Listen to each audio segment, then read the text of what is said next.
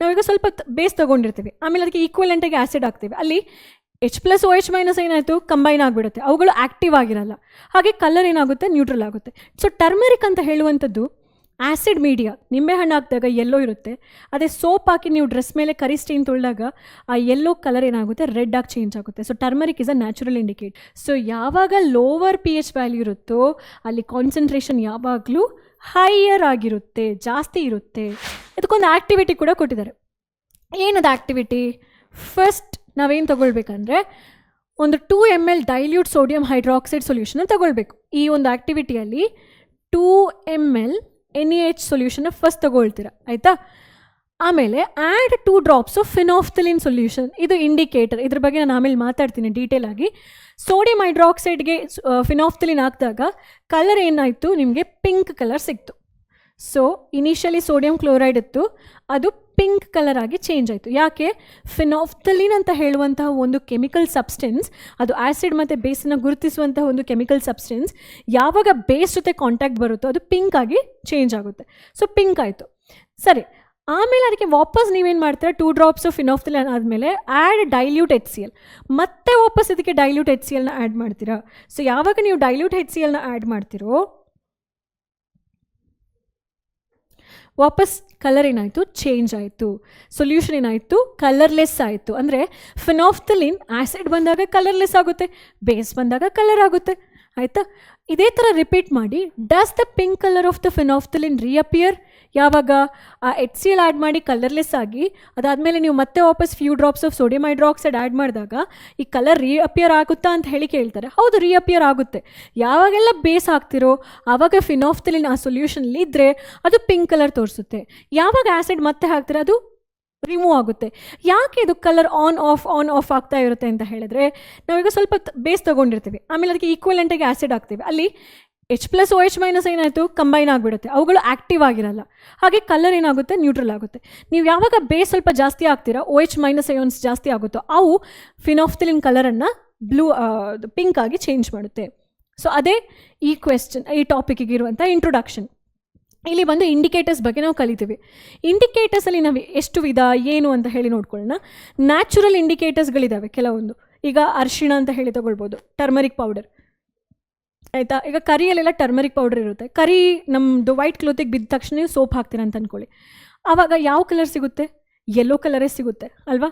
ಆ yellow colour ಸ್ಲೈಟಾಗಿ red ಆಗಿ change ಆಗುತ್ತೆ ಯಾವಾಗ ನೀವು ಸೋಪಿಂದ ತಿಕ್ಕಿ ತೊಳೆದಾಗ ಆ ಕಲರ್ ಏನಾಯಿತು, ಯೆಲ್ಲೋ ಕಲರ್ ಇದ್ದಿದ್ದು ನಿಮಗೆ ರೆಡ್ ಕಲರ್ ಆಗಿ ಚೇಂಜ್ ಆಗುತ್ತೆ. ಸೊ ರೆಡ್ ಕಲರ್ ಸ್ಟೇನ್ ನೋಡ್ತೀರ ನೀವು ನಿಮ್ಮ ವೈಟ್ ಕ್ಲೋತ್ ಮೇಲೆ. ಇನಿಷಿಯಲಿ ಯೆಲ್ಲೋ ಇತ್ತು ಮತ್ತೆ ರೆಡ್ ಆಗುತ್ತೆ ಯಾವಾಗ ಬೇಸಲ್ಲಿ. ನೀವಾಗ ಲೆಮನ್ ರೈಸ್ ಮಾಡಿರ್ತೀರ, ಲೆಮನ್ ರೈಸಲ್ಲಿ ಫಸ್ಟಿಗೆ ಅರಿಶಿನ ಪುಡಿ ಹಾಕ್ತಾರೆ ಮತ್ತು ನಿಂಬೆಹಣ್ಣು ಹಾಕ್ತೀರ. ಸೊ ಕಲರ್ ನೋಡಿ ಯೆಲ್ಲೋ ಆಗೇ ಇರುತ್ತೆ, ಅಲ್ಲಿ ಏನೂ ಚೇಂಜ್ ಆಗಲ್ಲ. ಸೊ ಟರ್ಮರಿಕ್ ಅಂತ ಹೇಳುವಂಥದ್ದು ಆ್ಯಸಿಡ್ ಮೀಡಿಯಾ, ನಿಂಬೆಹಣ್ಣು ಹಾಕಿದಾಗ ಯೆಲ್ಲೋ ಇರುತ್ತೆ, ಅದೇ ಸೋಪ್ ಹಾಕಿ ನೀವು ಡ್ರೆಸ್ ಮೇಲೆ ಕರಿ ಸ್ಟೇನ್ ತೊಳೆದಾಗ ಆ ಯೆಲ್ಲೋ ಕಲರ್ ಏನಾಗುತ್ತೆ, ರೆಡ್ ಆಗಿ ಚೇಂಜ್ ಆಗುತ್ತೆ. So turmeric is a natural indicator. Litmus ಅಂತ ಹೇಳುವ ಪೇಪರ್ ಇದೆಯಲ್ವಾ, ಆ ಲೈಕಿನ್ ಪ್ಲಾಂಟಿಂದ ನೀವು ತಗೊಳ್ತೀರ, ಅದು ಕೂಡ ಒಂದು ನ್ಯಾಚುರಲ್ ಇಂಡಿಕೇಟರ್, ಹೌದಾ? ರೆಡ್ ಕ್ಯಾಬೇಜ್ ಅಂತ ಹೇಳುವಂಥದ್ದು ನ್ಯಾಚುರಲ್ ಇಂಡಿಕೇಟರ್, ಹೈಡ್ರಾಂಜಿಯಾ ಫ್ಲವರ್ ಬಂದು ನ್ಯಾಚುರಲ್ ಇಂಡಿಕೇಟರ್. ಸೊ ಇಂಡಿಕೇಟರ್ ಅಂತ ಹೇಳುವಂಥದ್ದೇನು, ಅದು ಆ್ಯಸಿಡ ಅಥವಾ ಬೇಸ್ ಅಂತೇಳಿ ಇಂಡಿಕೇಟ್ ಮಾಡುತ್ತೆ, ಅದು ತೋರಿಸ್ಕೊಡುತ್ತೆ. ಹೇಗೆ? ಅದರ ಬಣ್ಣವನ್ನು ಬದಲಾಯಿಸ್ಕೊಂಡು. ಆ್ಯಸಿಡಲ್ಲಿ ಒಂದು ಪರ್ಟಿಕ್ಯುಲರ್ ಕಲರ್ ಇರುತ್ತೆ, ಬೇಸಲ್ಲಿ ಇನ್ನೊಂದು ಪರ್ಟಿಕ್ಯುಲರ್ ಕಲರ್ ಇರುತ್ತೆ ಆ ಇಂಡಿಕೇಟರ್ಗಳಿಗೆ. ಸೊ ಇವಾಗ ಇಂಡಿಕೇಟರಲ್ಲಿ ನ್ಯಾಚುರಲ್ ಇಂಡಿಕೇಟರ್ಸ್ಗಳಿಗೆ ಎಕ್ಸಾಂಪಲ್ ಕೊಡಿ ಅಂತ ಕೇಳಿದ್ರೆ ನೀವೇನು ಬರಿಬೋದು? ಟರ್ಮರಿಕ್ ಪೌಡರ್ ಬರಿಬೋದು, ಮತ್ತು ಬೇಸಿಕಲಿ ಬಣ್ಣ ಬದಲಾಯಿಸುವಂಥದ್ದು ಬಂದು ಲೈಕಿನ್ ಪ್ಲಾಂಟಿಂದ ಸಿಗುವಂಥ ಲಿಟ್ಮಸ್ ಸೊಲ್ಯೂಷನ್ ಸಿಗುತ್ತೆ. ಲಿಟ್ಮಸ್ ಕೂಡ 100% ನ್ಯಾಚುರಲ್ ಅಲ್ಲ ಮಕ್ಕಳು, ಅದರಲ್ಲಿ ಲಿಟಲ್ ಬಿಟ್ ಆಫ್ ವೇರಿಯೇಷನ್ಸ್ ಬರೋಕ್ಕೋಸ್ಕರ ನಾವು ಕೆಮಿಕಲ್ಸ್ ಆ್ಯಡ್ ಮಾಡಿರ್ತೀವಿ. But yes, you can write it as natural indicator, because ಆ ಪರ್ಪಲ್ ಕಲರ್ ಡೈಯನ್ನು ನಾವು ಏನು ಮಾಡ್ತೀವಿ, ಪ್ಲಾಂಟಿಂದ ಎಕ್ಸ್ಟ್ರಾಕ್ಟ್ ಮಾಡ್ತೀವಿ. ಹಾಗೆ ಕಮರ್ಷಿಯಲ್ ಆಗಿ ಇಂಡಿಕೇಟರ್ಸ್ ಬೇಕಂತ ಹೇಳಿದ್ರೆ ಮಿಥೈಲ್ ಆರೆಂಜ್ ಅಂತ ಹೇಳುವ ಇಂಡಿಕೇಟರ್ ಇದೆ, ಅದರ ಜೊತೆಗೆ ಫಿನಾಫ್ಥಲೀನ್ ಅಂತ ಹೇಳುವ ಇಂಡಿಕೇಟರ್ ಇದೆ. ಸೊ ಇಂಡಿಕೇಟರ್ ಅಂತ ಹೇಳುವಂಥದ್ದೊಂದು ಡೈ, ಅದು ಸಿಂಥೆಟಿಕ್ ಆಗಿರ್ಬೋದು ಅಥವಾ ನ್ಯಾಚುರಲ್ ಆಗಿರ್ಬೋದು, ಕಲರನ್ನು ಚೇಂಜ್ ಮಾಡಿ ಆ್ಯಸಿಡಿಟಿ ಅಥವಾ ಆಲ್ಕಲಿನಿಟಿ, ಇಲ್ಲೊಂದು ವರ್ಡ್ ಕಲ್ತ್ರಿ, ಆಲ್ಕಲಿನಿಟಿ ಅಂತ ಹೇಳಿದರೆ ಬೇಸಿಕ್ ನೇಚರ್ಗಿರುವಂಥ ಇನ್ನೊಂದು ಹೆಸರು, ಓಕೆನಾ? ಇದು ತೋರಿಸುತ್ತೆ ಅಂತ ಹೇಳಿ. ಸರಿ, ದ ಇಂಡಿಕೇಟರ್ ಲೈಕ್ ಲಿಟ್ಮಸ್ ಅಂತ ಹೇಳುವಂಥದ್ದು ರೆಡ್ ಆಗಿರುತ್ತೆ ಆ್ಯಸಿಡಿಕಲಿ, ಬ್ಲೂ ಆಗಿರುತ್ತೆ ಬೇಸಿಕಲಿ. ಮಿಥೈಲ್ ಆರೆಂಜ್ ಆ್ಯಸಿಡಿಕ್ ಆಗಿರುತ್ತೆ, ಆ್ಯಸಿಡಿಕಲಿ ರೆಡ್ ಕಲರ್ ಆಗಿರುತ್ತೆ, ಸೇಮ್ ಇಲ್ಲೂ ಕೂಡ ರೆಡ್, ಇಲ್ಲೂ ಕೂಡ ರೆಡ್, ಓಕೆನಾ? ಬೇಸಲ್ಲಿ ಬಂದು ಯೆಲ್ಲೋ ಇರುತ್ತೆ, ಇದು ಬ್ಲೂ ಇರುತ್ತೆ. ಫಿನಾಫ್ಥಲಿನ್ ಆ್ಯಸಿಡಿಕಲಿ ಕಲರ್ಲೆಸ್ ಇರುತ್ತೆ, ಬೇಸಲ್ಲಿ ಪಿಂಕಿಶ್ ರೆಡ್ ಕಲರ್. ಅಥವಾ ಅದು ಆ್ಯಕ್ಚುಲಿ ನೀವು ಎಕ್ಸ್ಪೆರಿಮೆಂಟ್ ನಿಮ್ಮ ಹೈಯರ್ ಕ್ಲಾಸಸಲ್ಲಿ ನೀವು ಮಾಡೋದಾದರೆ ಬೇಬಿ ಪಿಂಕ್ ಬರೋಷ್ಟರಲ್ಲಿ ನಿಮ್ಮ ಟೀಚರ್ಸ್ ಹೇಳ್ತಾರೆ stop the titration experimentally ಫಿನಾಫ್ಥಲಿನ್ ಮೆಥೈಲ್ orange ಇಂಡಿಕೇಟರ್ಸ್ನ ನೀವು ಯೂಸ್ ಮಾಡಿರ್ತೀರ. ಓಕೆನಾ? ಸೊ ಇದು ಬಂದು ಇಂಡಿಕೇಟರ್ಸ್, ತುಂಬ ಇಂಪಾರ್ಟೆಂಟ್ ಟಾಪಿಕ್ ಆಗುತ್ತೆ. ಅಲ್ಲಿ ಕೇಳ್ತಾರೆ write two synthetic indicators, write any two synthetic indicators. ಅವಾಗ ಹೆಸರಿನ ಬರೀತೀರಾ ಮೆಥೈಲ್ ಆರೆಂಜ್ ಮತ್ತು phenolphthalein. What is the colour of methyl orange indicator when lemon is added? Methyl orange ಇಂಡಿಕೇಟರ್ಗೆ ನೀವು ಸ್ವಲ್ಪ ಲೆಮನ್ ಆ್ಯಡ್ ಮಾಡಿದ್ರೆ ಯಾವ ಕಲರ್? ಆ್ಯಸಿಡಿಕಲಿ ಅದು red colour. What is the colour of methyl orange indicator when few drops of potassium hydroxide is added? So potassium hydroxide ನೀವು add ಮಾಡ್ತಿದ್ದೀರಾ ಅಂತೇಳಿ ಅಂದ್ಕೊಳ್ಳಿ. Okay, potassium ಹೈಡ್ರಾಕ್ಸೈಡಿಗೂ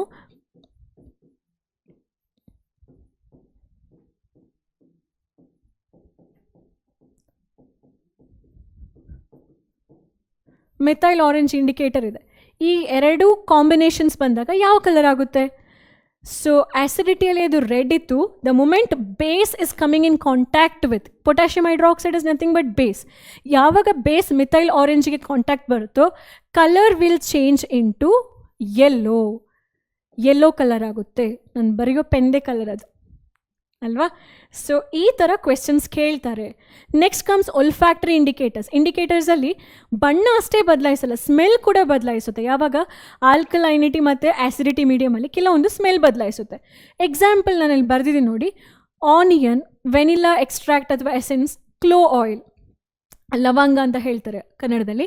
so onion acidic ಮೀಡಿಯಮಲ್ಲಿ remain smell ಅಂತ ಹೇಳಿದ್ರೆ ಸ್ವಲ್ಪ ನೀವು ಆನಿಯನ್ ಫ್ರೈ ಮಾಡ್ತಾ ಸ್ವಲ್ಪ ನಿಂಬೆಹಣ್ಣು ಅಥವಾ ವಿನೇಗರ್ ಹಾಕಿ ಸ್ಮೆಲ್ ಘಮ್ ಅಂತ ಹೇಳಿ ಬರ್ತಾ ಇರುತ್ತೆ, ಹೌದಾ? ಸೋಪ್ ಸೊಲ್ಯೂಷನ್ ಹಾಕಿ ಅಂತ ಹೇಳೋಕ್ಕಾಗಲ್ಲ. ಸೊ ಬೇಸ್ ಮೀಡಿಯಮ್ ಬಂದ ತಕ್ಷಣ ಸ್ಮೆಲ್ ಕಳ್ಕೊಳ್ಳುತ್ತೆ. ಸೊ ಬಿಟರ್ ಗಾರ್ಡ್ ಹಾಕ್ಬಿಟ್ಟು ಸ್ವಲ್ಪ ಲೆಮನ್ ಹಾಕಿ, ಬಿಟರ್ ಗಾರ್ಡಲ್ಲಿ ಬೇಸ್ ಇದೆ, ಮೇ ಬಿ ಆ ಬೇಸ್ ಇದು ಏನು ಆನಿಯನ್ ಸ್ಮೆಲ್ನ ಕಡಿಮೆ ಮಾಡುತ್ತೆ. ಸೊ ಸ್ಮೆಲ್ ಅಲ್ಲಿ ಆನಿಯನ್ ಏನು ಹೇಳುತ್ತೆ, ಓಕೆ ತುಂಬ ಸ್ಮೆಲ್ ಬಂದರೆ ಏನು ಆ್ಯಸಿಡಿಕ್ ಮೀಡಿಯಮ್ ಇದೆ, ಕಡಿಮೆ ಸ್ಮೆಲ್ ಬಂದರೆ ಬೇಸಿಕ್ ಮೀಡಿಯಮ್ ಇದೆ ಅಂತೇಳಿ ಮಾಡಿ ನೋಡಿ ಒಂದ್ಸಲ ಮನೇಲಿ. 2 ಪ್ಯಾನ್ ತೊಗೊಳ್ಳಿ, ಬಿಟರ್ ಗಾರ್ಡ್ ಜಾಸ್ತಿ ಹಾಕಿ, ಬೇಸ್ ರಿಲೀಸ್ ಆಗುತ್ತೆ, ಆನಿಯನ್ ಹಾಕಿ ಸ್ಮೆಲ್ ನೋಡಿ ಎಷ್ಟು ಬರುತ್ತೆ ಅಂತ ಹೇಳಿ. ಇನ್ನೊಂದು ಕಡೆ ವಿನೇಗರ್ ಹಾಕ್ಬಿಟ್ಟು ಆನಿಯನ್ ಫ್ರೈ ಮಾಡಿ ಎಲ್ಲಿ ಸ್ಮೆಲ್ ಜಾಸ್ತಿ ಬರುತ್ತೆ ಅಂತ ಹೇಳಿ ಮನೇಲಿ ಎಕ್ಸ್ಪೆರಿಮೆಂಟ್ ಮಾಡಿ ನೋಡಿ. ನೆಕ್ಸ್ಟ್ ವೆನಿಲಾ ಎಸೆನ್ಸಲ್ಲಿ ಕೂಡ ಆ ಸ್ಮೆಲ್ ಇರುತ್ತೆ, ಎಲ್ಲಿ? ಆ್ಯಸಿಡಲ್ಲಿ ಆಯಿತಾ, ಆ್ಯಸಿಡಿಕ್ ಮೀಡಿಯಮಲ್ಲಿ ಸ್ಮೆಲ್ ಇರುತ್ತೆ, but loses it smell in the base medium. ಇಲ್ಲೂ ನಾನು ನೋಡಿದ್ದೀನಿ ತುಂಬ ಜನ ಈ ವೆಜ್ ಬಿರಿಯಾನೀಸ್ ಎಲ್ಲ ಪ್ರಿಪೇರ್ ಮಾಡಬೇಕಾದ್ರೆ ಎಕ್ಸ್ಟ್ರಾಕ್ಟ್ ಹಾಕಿರ್ತಾರೆ ಕೆಲವರು, ಏನು ಅದು ವೆನಿಲಾ ಎಕ್ಸ್ಟ್ರಾಕ್ಟ್ ಅಥವಾ ಎಸೆನ್ಸನ್ನು ಹಾಕ್ತಾರೆ ಪರ್ಟಿಕ್ಯುಲರಾಗಿ ಹೇಳಬೇಕಂದ್ರೆ. ಆಮೇಲೆ ಅದಕ್ಕೆ ಲಾಸ್ಟಿಗೆ ಅವ್ರು ಸ್ವಲ್ಪ ವಿನೇಗರ್ ಕೂಡ ಆ್ಯಡ್ ಮಾಡ್ತಾರೆ. ಆವಾಗ ಆ ಸ್ಮೆಲ್ ಪಕ್ಕದ ಮನೆಯಲ್ಲಿ ಅದರ ಪಕ್ಕದ ಮನೇಲಿ ಆ ಪಕ್ಕದ ಮನೆಗೂ ಹೋಗಿರುತ್ತೆ, ಓ ಈ ಮನೇಲಿ ವೆಜ್ ಬಿರಿಯಾನಿ ಅಂತ ಹೇಳಿ. ಸೊ ಅರ್ಥ ಏನು, ನೀವು ಯಾವಾಗ ಆ್ಯಸಿಡನ್ನು ಹಾಕ್ತಿರೋ ವೆನಿಲಾ ಎಸೆನ್ಸ್ ಅಂತ ಹೇಳುವಂಥ ಎಸೆನ್ಸ್ ಏನಿದೆ ಅದರದ್ದು ಸ್ಮೆಲ್ ಜಾಸ್ತಿ ಆಗುತ್ತೆ, ಅಥವಾ ಆ ಸ್ಮೆಲ್ ರಿಟೈನ್ ಆಗುತ್ತೆ, ಹರಡುತ್ತೆ. ಯಾಕೆಂದರೆ ಡಿಫ್ಯೂಷನ್ ಪ್ರಾಪರ್ಟಿಯಿಂದ, ಬಟ್ ಅದು ರಿಟೈನ್ ಆಗಿರುತ್ತೆ. ಓಕೆನಾ? ಅದೇ ನೀವು ಬೇಸ್ ಜೊತೆ ಅದನ್ನ ಮಿಕ್ಸ್ ಮಾಡಿದ್ರೆ, ಸ್ವಲ್ಪ ಸೋಪ್ ನೀರು ತೊಗೊಂಡು ವೆನಿಲಾ ಎಕ್ಸ್ಟ್ರಾಕ್ಟ್ನ ನೀವು ಮಾಡಿ ನೋಡಿ, ನನಗೆ ಕಮೆಂಟ್ ಮಾಡಿ ಹೇಗೆ ಸಿಗುತ್ತೆ ಅದರದ್ದು ಸ್ಮೆಲ್ ಅಂತ ಹೇಳಿ.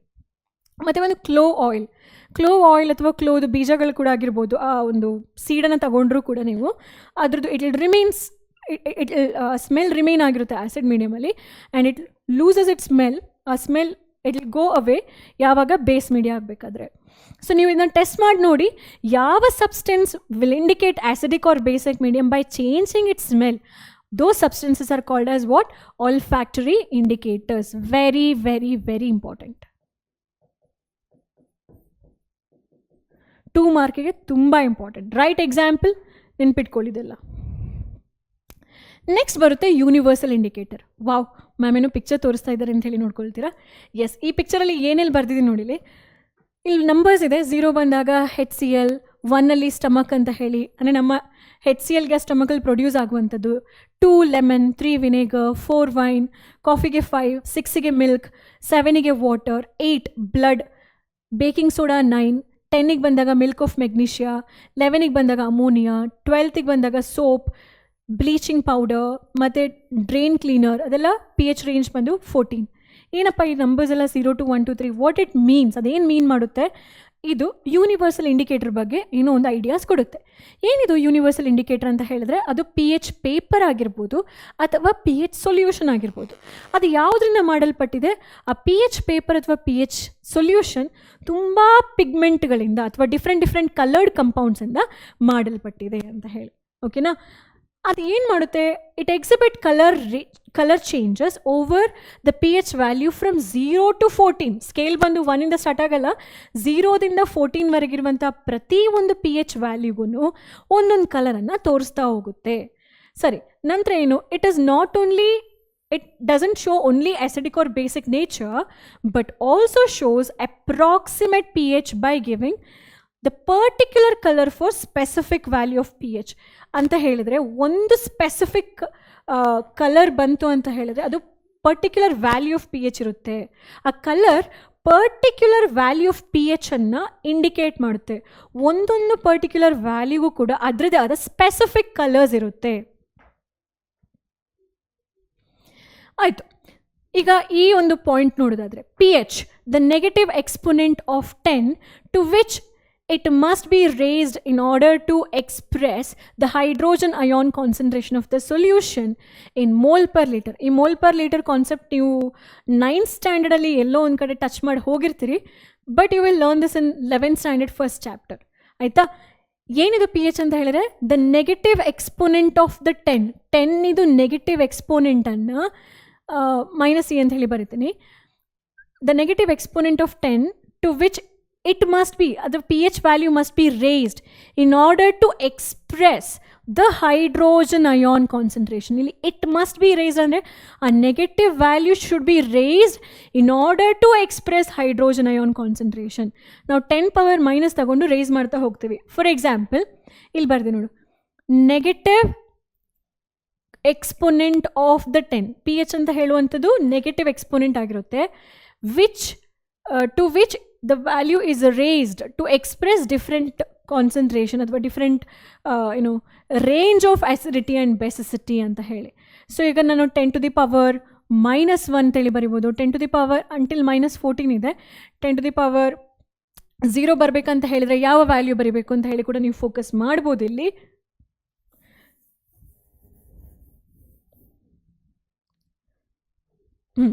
ಓಕೆ, so ಈ definition they will not ask, it is not as important. Higher the concentration of pH, ಈ ಪಾಯಿಂಟ್ ತುಂಬ ಇಂಪಾರ್ಟೆಂಟ್. ಪಿ ಎಚ್ ಇದು ಕಾನ್ಸಂಟ್ರೇಷನ್ ಜಾಸ್ತಿ ಇತ್ತು ಅಂತ ಹೇಳಿದ್ರೆ higher the concentration lower the value of P H. ಅಂದರೆ ಈಗ P H value is equal to 1 ಇದೆ, ಕಡಿಮೆ ಅಲ್ವಾ ಅದು. ಸ್ಕೇಲಲ್ಲಿ 0 to 14 ಇರೋ ಕಡೆ ಪಿ ಎಚ್ ವ್ಯಾಲ್ಯೂ ಬಂದು 1 ಇದೆ ಅಂತ ಹೇಳಿದರೆ ಅಂದರೆ 10 to the power -1 ಆಯ್ತಲ್ಲಿ. ಕಾನ್ಸಂಟ್ರೇಷನ್ ಬಂದು 0.1 ಮೋಲ್ ಪರ್ DM³ ಅಂತ ಹೇಳಿ, ತುಂಬ ಅದು ಒಂದು ಲೀಟರಲ್ಲಿ 0.1 ಮೋಲ್ DM³ ಅಷ್ಟು ನಿಮಗೆ ಏನಿದೆ ಅಲ್ಲಿ ನಮ್ಮ ಒಂದು ಕಾನ್ಸಂಟ್ರೇಟೆಡ್ ಆ್ಯಸಿಡ್ ಇದೆ ಅಂತ ಹೇಳಿ. ಆ ಲೆಕ್ಕಾಚಾರ ಬಂದು ನೀವು 11th ಸ್ಟ್ಯಾಂಡರ್ಡಲ್ಲಿ ಓದ್ತೀರಿ. ನಾನು ಇಲ್ಲೇ ಅದನ್ನೆಲ್ಲ ಮೋಲ್ ಪರ್ DM³ ಕ್ಯಾಲ್ಕುಲೇಷನ್ಸ್ ಹೇಳ್ಕೊಟ್ರೆ ಮೇ ಬಿ ಅದು ಕನ್ಫ್ಯೂಷನ್ ಆಗ್ಬೋದು. ಸೊ ಅದನ್ನ ನಾನು ಬಿಡ್ತಾ ಇದ್ದೀನಿ. P H value is equal to 1 ಅಂತೇಳಿ ಅಂದ್ಕೊಳ್ಳಿ, ಓಕೆನಾ. ಪಿ ಎಚ್ ವ್ಯಾಲ್ಯೂ 1 ಆದರೆ ಕಾನ್ಸಂಟ್ರೇಷನ್ ಆಫ್ ಆ್ಯಸಿಡ್ ಬಂದು 10 to the power - ಆಗುತ್ತೆ. ಇದೇನು ಇಂಡಿಕೇಟ್ ಮಾಡುತ್ತೆ, H+ ಅಯಾನ್ ಕಾನ್ಸಂಟ್ರೇಷನ್ನ ಇಂಡಿಕೇಟ್ ಮಾಡುತ್ತೆ, 10 power -1 ಅಂತ ಹೇಳಿ. 10 power -1 ಅಂತ ಹೇಳಿದರೆ ಏನು, 1/10. 1/10 ಅನ್ನು ಹೇಗೆ ಬರಿಬೋದು, 0.1 ಮೋಲ್ ಪರ್ DM³ ಅಂತ ಹೇಳಿ ಬರಿಬೋದು. ಆಯಿತಾ, ತುಂಬ ಹೈ ಕಾನ್ಸಂಟ್ರೇಷನ್ 0.1 ಮೋಲಾರ್. ನೀವೆಲ್ಲಾದರೂ ಈ 0.1 ಮೋಲಾರ್ ಅಥವಾ 1 ಮೋಲಾರ್ ಎಲ್ಲ ನೋಡಿದ್ರೆ it has high concentration of H+ ions ಅಂತ ಹೇಳಿ ಅರ್ಥ. ಸರಿ, ಇವಾಗ ಅರ್ಥ ಏನು, ಪಿ ಎಚ್ ವ್ಯಾಲ್ಯೂ 1 ಅಂತ ಹೇಳಿದ ತಕ್ಷಣ ಅಲ್ಲಿ H+ ಅಯಾನ್ ಕಾನ್ಸಂಟ್ರೇಷನ್ ತುಂಬ ಇರುತ್ತೆ. ಸೊ ಯಾವಾಗ ಲೋವರ್ ಪಿ ಎಚ್ ವ್ಯಾಲ್ಯೂ ಇರುತ್ತೋ ಅಲ್ಲಿ ಕಾನ್ಸಂಟ್ರೇಷನ್ ಯಾವಾಗಲೂ ಹೈಯರ್ ಆಗಿರುತ್ತೆ, ಜಾಸ್ತಿ ಇರುತ್ತೆ. ಈಗ ಪಿ ಎಚ್ ವ್ಯಾಲ್ಯೂ 14 ಅಂತೇಳಿ ಅಂದ್ಕೊಳ್ಳಿ, ಅಂದರೆ 10 power -14 ಇದೆ ಅಂತ ಹೇಳಿದರೆ ನೀವು ಅರ್ಥ ಮಾಡ್ಕೊಳ್ಬೋದು ಅಲ್ಲಿ H+ ಅಯಾನ್ ಕಾನ್ಸಂಟ್ರೇಷನ್ ಎಷ್ಟರ ಮಟ್ಟಿಗೆ ಆ ಮೋಲ್ ಪರ್ DM³ ಅಲ್ಲಿ ಕಡಿಮೆ ಆಯಿತು ಅಂತ ಹೇಳಿ ಅಲ್ವಾ. ಸೊ ಈ ವ್ಯಾಲ್ಯೂಸ್ ಎಲ್ಲ ನಿಮಗೆ ಕಷ್ಟ ಆಗ್ತಾ ಇದೆ, ನೆನಪಾಗ್ತಾ ಇಲ್ಲ, ಕನ್ಫ್ಯೂಷನ್ ಆಗ್ತಾ ಇದೆ, ಅಥವಾ ನಿಮಗೆ ಅರ್ಥ ಈಸಿಯಾಗಿ ಮಾಡೋಕ್ಕಾಗ್ತಾ ಇಲ್ಲ ಅಂತ ಹೇಳಿದ್ರೆ ಹೇಗೆ ಇದನ್ನು ತುಂಬ ಸಿಂಪಲಾಗಿ ನೆನ್ಪಿಟ್ಕೊಳ್ಬೇಕು, ಇಲ್ಲಿದೆ ನೋಡಿ ಟೆಕ್ನಿಕ್. ಈಗ ಪಿ ಎಚ್ ವ್ಯಾಲ್ಯೂವನ್ನು ನಾನು 1 to 7 ಮತ್ತು 14 ಅಂತ ಹೇಳಿ ಡಿವೈಡ್ ಮಾಡ್ತೇನೆ. ಸೊ 1 to 7ವರೆಗೂ ಅಂದರೆ 1 to 6 ಆಲ್ಮೋಸ್ಟ್, ಅಥವಾ 6.9 ಅಂತಲೇ ಅಂದ್ಕೊಳ್ಳಿ, ಅದು ಎಸಿಡಿಕ್. ಅರ್ಥ ಏನು? ಅಲ್ಲಿ H+ ಅಯಾನ್ಸ್ಗಳು ಜಾಸ್ತಿ ಇರುತ್ತೆ. ಆ ಸೊಲ್ಯೂಷನ್ಸಲ್ಲಿ H+ ಅಯಾನ್ಸ್ಗಳೇನಾಗಿರುತ್ತೆ, ತುಂಬ ಇರುತ್ತೆ. ಈ 7 ಅಂತ ಹೇಳಿ ಬಂದಾಗ ಈ H+ ಅಯಾನ್ಸ್ಗಳು ಈಕ್ವಲ್ ಆಗುತ್ತೆ ಯಾವುದಕ್ಕೆ? OH-ಗೆ. ಇಲ್ಲಿ H+ ion was greater than OH- ion. ಆಯಿತಾ? pH 7 to 14 ಅಲ್ಲಿ ಏನು story? H+ ion is lesser compared to OH- ion. ಅಲ್ಲಿ ಯಾವುದು ಪ್ರಾಮಿನೆಂಟ್ ಆಗುತ್ತೆ?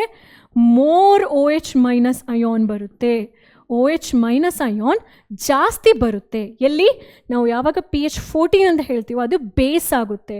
ಎಲ್ಲಿ ಈ 7 to 14 ನಾವೇನು ನೋಡ್ತೀವಿ ಅದು ಬೇಸ್ ಅಂತ ಹೇಳಿ ನೀವು ರೆಫರ್ ಮಾಡ್ಬೋದು. ಇಲ್ಲಿ ಆ್ಯಸಿಡ್ ಅಂತ ಹೇಳಿ ರೆಫರ್ ಮಾಡ್ಬೋದು. ಈ 7 ಏನಿದೆ ಎಕ್ಸಾಕ್ಟ್ ವ್ಯಾಲ್ಯೂ, ಅದು ನ್ಯೂಟ್ರಲ್ ಸ್ಟೇಟ್ಗೆ ನೀವೇನು ಮಾಡ್ಬೋದು, ಕನ್ಸಿಡರ್ ಮಾಡ್ಬೋದು. ಆಯಿತಾ? ಸೊ ಈ pH ವ್ಯಾಲ್ಯೂ ಬರೀ H+ ಅಷ್ಟೇನಾ ಇಂಡಿಕೇಟ್ ಮಾಡೋದು? ಅಲ್ಲ, ಅಲ್ಲಿ OH- ಕೂಡ ನಿಮಗೆ ರಿವರ್ಸ್ ಆಗಿ ಅದು ಐಡಿಯಾಸ್ ಕೊಡ್ತಾ ಹೋಗುತ್ತೆ. ಬಟ್ OH- ನಾವೇನು ಮಾಡ್ಬೋದು, 10 to the power -OH. P ಅಂತ ಹೇಳಿದ್ರೆ power of hydroxide ion. So pH ಥರ POH ಕೂಡ ಇದೆ. ಆ pH POH ಬಗ್ಗೆ ಡೀಟೇಲ್ ಆಗಿ ನೀವು ಇಕ್ವಿಲಿಬ್ರಿಯಮ್ ಚಾಪ್ಟರಲ್ಲಿ ನಿಮ್ಮ 11th ಸ್ಟ್ಯಾಂಡರ್ಡಲ್ಲಿ ನೀವೇನು ಮಾಡ್ತೀರಿ, ಫೋಕಸ್ ಮಾಡ್ತೀರಿ. ಸೊ ಇಲ್ಲಿ ನಮ್ಗೆ ಏನು ಬೇಕು? ಕ್ಯಾಲ್ಕುಲೇಷನ್ಸ್ ಬೇಕಾ? ಇಲ್ಲ, ಕ್ಯಾಲ್ಕುಲೇಷನ್ಸ್ ಅವರು ಕೇಳಲ್ಲ. ಇಲ್ಲಿ ನಮಗೆ ಲಾಜಿಕ್ ಬೇಕು. ಹೇಗೆ ಹೇಳ್ತಾರೆ ನೋಡಿ, pH ಸ್ಕೇಲಲ್ಲಿ ಆ್ಯಸಿಡಿಕ್ ಸೊಲ್ಯೂಷನ್ ಅಂತ ಹೇಳಿದರೆ ಬಿಲೋ 7, 6.9ವರೆಗೂ, 0 to 6.9ವರೆಗೂ ಅದು acid. When it is equal to 7, neutral, solution becomes neutral. When the pH value is greater than 7, the solution becomes basic. Okay na? ಪ್ರತಿ ವ್ಯಾಲ್ಯೂಗೂ ಕಲರ್ ಇದೆ. If it is two concentrated, ತುಂಬ H+ ions ಇದೆ, ಸಿಕ್ಕಾಪಡೆ ಇದೆ ಅಂದರೆ ನೀವು pH paper drip ಮಾಡಿದ್ರೆ red colour ತೋರಿಸುತ್ತೆ. Suppose ಒಂದು ನಾರ್ಮಲ್ ರೇಂಜ್ ಇದೆ ಅಂತ ಹೇಳಿದ್ರೆ ಆರೆಂಜ್, ಯೆಲ್ಲೋ, ಆಮೇಲೆ ಸ್ಲೈಟಾಗಿ ಗ್ರೀನ್ ಮಿಕ್ಸ್ ಆಗುತ್ತೆ. ಸೊ ಗ್ರೀನಿಶ್ ಬರ್ತಾ ಇದೆ ಅಂದರೆ ಅದು ಅಷ್ಟೊಂದು ಕಾನ್ಸಂಟ್ರೇಟೆಡ್ ಅಲ್ಲ ಅಂತ ಹೇಳಿ red, orange, yellow specific colour ಕೊಟ್ಟರೆ ಅಲ್ಲಿ ಜಾಸ್ತಿ H+ ಅಯಾನ್ಸ್ ಇದೆ ಅಂತ ಹೇಳಿ. ಹಾಗೆ ಗ್ರೀನ್ ಬಂದಾಗ ಅದು ಆಲ್ಮೋಸ್ಟ್ ನ್ಯೂಟ್ರಲ್ ಆಗ್ತಾ ಇದೆ ಅಂತ ಹೇಳಿ ಮತ್ತೆ ವಾಪಸ್ ಚೇಂಜ್ ಆಗುತ್ತೆ ನೋಡಿ, ಇಂಡಿಗೋದಿಂದ ಬ್ಲೂ ಕಲರಿಂದ ಮತ್ತು ಡಾರ್ಕ್ ಪರ್ಪಲ್ ಕಲರಿಂದ ಡಾರ್ಕ್ ಪರ್ಪಲ್ ಕಲರಿಗೆ ಹೋಗುತ್ತೆ. ಸೊ ಸಿಕ್ಕಾಬಡೆ ಡಾರ್ಕ್ ಪರ್ಪಲ್ ಆಯಿತು ಅಂತ ಹೇಳಿದ್ರೆ ಅದು ಏನಾಯಿತು, ಬೇಸ್ ಆಯಿತು. ಸ್ಲೈಟಾಗಿ ಗ್ರೀನಿಶ್ ಬ್ಲೂ ಇದೆ, ಸ್ಲೈಟ್ ಬೇಸ್. ಅದು ಬ್ಲೂ ಬರ್ತಾ ಇದೆ ಅಂತ ಹೇಳಿದ್ರೆ ಆಲ್ಮೋಸ್ಟ್ ಅದಿನ್ನೇನು ಹೈಯರ್ ಬೇಸ್ ಕಾನ್ಸಂಟ್ರೇಷನ್ ಕಡೆಗೆ ಹೋಗ್ತಾ ಇದೆ. ಸೊ ಈ pH scale will help you to classify strong acid, moderate acid, weak acid. 0 to 2 ಇದೆಯಲ್ಲ, ಇದು ಸ್ಟ್ರಾಂಗ್ ಆ್ಯಸಿಡ್. 3 to 5 ಏನಿದೆ ಅಥವಾ 3 to 4 ಏನಿದೆ ಅದು ಮಾಡರೇಟ್ ಆ್ಯಸಿಡ್ ಅಥವಾ ಸಬ್ಸ್ಟೆನ್ಸ್ ವಿತ್ ಮಾಡರೇಟ್ ಆ್ಯಸಿಡಿಟಿ. 5, 6 ಏನಿದೆ, 5 to 6.9ವರೆಗೂ ವ್ಯಾಲ್ಯೂಸ್ ಏನಿದೆ ಅದು ವೀಕ್ ಆ್ಯಸಿಡಿಟಿ ಇರುವಂತಹ ಸಬ್ಸ್ಟೆನ್ಸ್ಗಳು. ಹಾಗೆ 7ಇಂದ ಅಂದರೆ 7.1ಇಂದ 8, 9 ಇರುವಂಥದ್ದು ಅದು ವೀಕ್ ಬೇಸ್, ಮತ್ತು ಮಾಡ್ರೇಟ್ ಬೇಸ್ ಆಗುತ್ತೆ, ಮತ್ತು ಸ್ಟ್ರಾಂಗ್ ಬೇಸಸ್. ಈ ಥರ ಇನ್ನೂ ಕ್ಲಿಯರ್ ಕಟ್ ಬ್ರಾಡ್ ಸ್ಪೆಕ್ಟ್ರಮಲ್ಲಿ ನಿಮಗೇನು ಕೊಡುತ್ತೆ, ಅದು ಕ್ಲಾಸಿಫಿಕೇಷನ್ದು ಡೀಟೇಲಿಂಗ್ ಕೊಡುತ್ತೆ ಬೇಸ್ಡ್ ಆನ್ ಸ್ಪೆಸಿಫಿಕ್ ಕಲರ್. ಈ ಚಾರ್ಟ್ ತುಂಬ ಇಂಪಾರ್ಟೆಂಟ್ ಆಗಿರುತ್ತೆ. ಈ ಚಾರ್ಟಲ್ಲಿರುವಂಥ ಕಾಂಪೊನೆಂಟ್ ಯಾವುದು ಅಂತ ಹೇಳಿ ನೀವು ನನಗೆ ಕಾಮೆಂಟ್ ಮಾಡಿ. ಇದರಲ್ಲಿ ಈ ವ್ಯಾಲ್ಯೂಸ್ ನಿಮಗೆ ಇದು ಬಂದು ಹೋಮ್ವರ್ಕ್. ಸೊ ನೀವನ್ನ ಹೇಗೆ ಕಮ್ಯುನಿಕೇಟ್ ಮಾಡ್ತೀರಿ? By commenting in the chat. Okay, ಇದು ನಿಮಗೆ ಕೊಟ್ಟಿರುವಂಥದ್ದು. ಪ್ರತಿಯೊಂದಕ್ಕೂ pH ವ್ಯಾಲ್ಯೂ ಇದೆ. ಆ pH ವ್ಯಾಲ್ಯೂ ಏನಿರುತ್ತೆ ಅಂತ ಹೇಳಿ ನೀವು ನನಗೆ ಹೇಳಬೇಕು. ನಾನು ಆಲ್ರೆಡಿ ಈ ವ್ಯಾಲ್ಯೂನ ತೋರಿಸಿದ್ದೀನಿ, ಯಾವಾಗ ಪ್ರೀವಿಯಸ್ ಸ್ಲೈಡಲ್ಲಿ ತೋರಿಸಿದ್ದೀನಿ ವ್ಯಾಲ್ಯೂಸ್ ಬಂದು. ಓಕೆ, ಇಲ್ಲಿ ನಿಮಗೆ ಆ ಎಲ್ಲ ಡೀಟೇಲ್ಸ್ ಸಿಗುತ್ತೆ. ಲೆಮನ್, ಕಾಫಿ, ಮಿಲ್ಕ್, ಹೌದಾ? ಸೊ ಈ ಸ್ಲೈಡ್ ನಿಮಗೆ ಬಿಟ್ಟಿರೋದು. Okay, importance of pH in aquatic life, very very very important topic. Okay, aquatic life ಅಂತ ಹೇಳಿದಾಗ ನೀರಲ್ಲಿರುವಂತಹ ಜೀವಿಗಳಿಗೆ ಅದು ಹೇಗೆ ಅಫೆಕ್ಟ್ ಆಗುತ್ತೆ? ಅದಕ್ಕಿಂತ ಮುಂಚೆ ಲಿವಿಂಗ್ ಆರ್ಗ್ಯಾನಿಸಮ್ಸ್ ಅಂತ ಹೇಳಿದ್ರೆ ಹ್ಯೂಮನ್ ಬಾಡಿ, ನಮ್ಮ ಬಾಡಿ ತಗೊಂಡ್ರೆ ನಮ್ಮ ಬಾಡಿದು pH ರೇಂಜ್ ಬಂದು 7 to 7.8. ಇದು ಬಂದು ಎಕ್ಸ್ಟ್ರಾ ಪಾಯಿಂಟ್. ಓಕೆನಾ? ಬೇರೆ ಲಿವಿಂಗ್ ಆರ್ಗ್ಯಾನಿಸಮ್ಸ್ಗಳು ಕೂಡ narrow range of pH change, ಅಂದರೆ ಈ 7 to 7.8 ಅಂತ ಹೇಳಿ ಒಂದು pH ರೇಂಜ್ ಆದರೆ ಅದು ಚೇಂಜ್ ಆಗಕ್ಕೆ ಬಿಡಲ್ಲ. ಕಡಿಮೆ ರೇಂಜಲ್ಲಿ ಅದು ಚೇಂಜ್ ಆಗಬೇಕೇ ಹೊರತು ಸಿಕ್ಕಾಪಟ್ಟೆ ಚೇಂಜ್ ಆಯಿತು ಅಂದ್ಕೊಳ್ಳಿ, ಅದೇನಾಗುತ್ತೆ, ಆ ಒಂದು ಲಿವಿಂಗ್ ಆರ್ಗ್ಯಾನಿಸಮ್ಸ್ದು ಲೈಫನ್ನೇ ಎಫೆಕ್ಟ್ ಮಾಡುತ್ತೆ. ನಮ್ಮ ಬಾಡಿ ಕೂಡ ಆದರೂ ಆಗಿರ್ಬೋದು.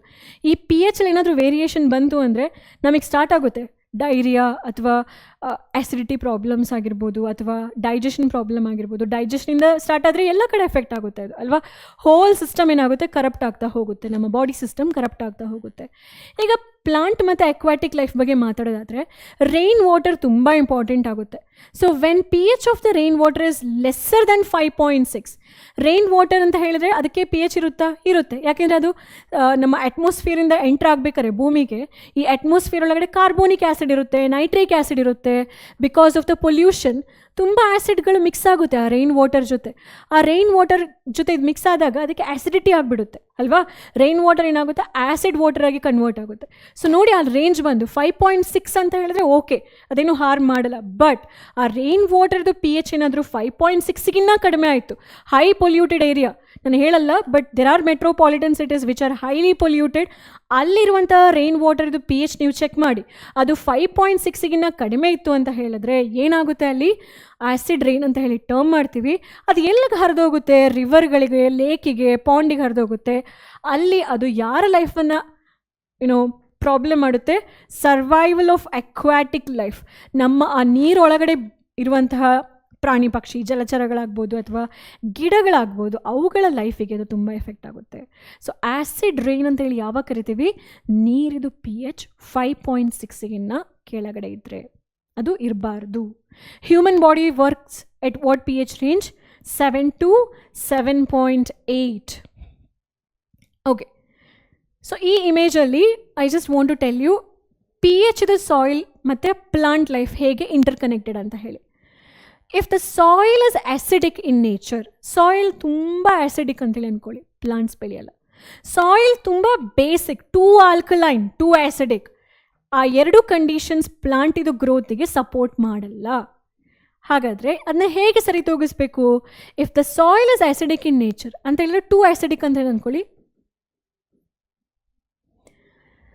which is not suitable for agriculture, then farmer would treat the soil with quicklime, slaked lime,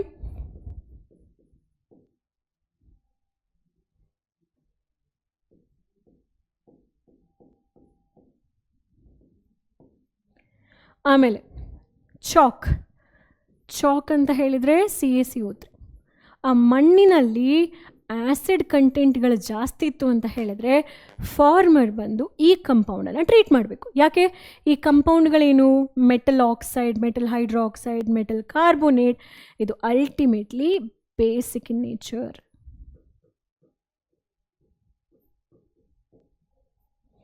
ಹಾಗೆ ಸಾಯಿಲಿಗೆ ತುಂಬ ಬೇಸಿಸಿಟಿ ಬಂತು, ಸಿಕ್ಕಾಬಡೆ ಬೇಸಿಕ್ ಆಗಿದೆ.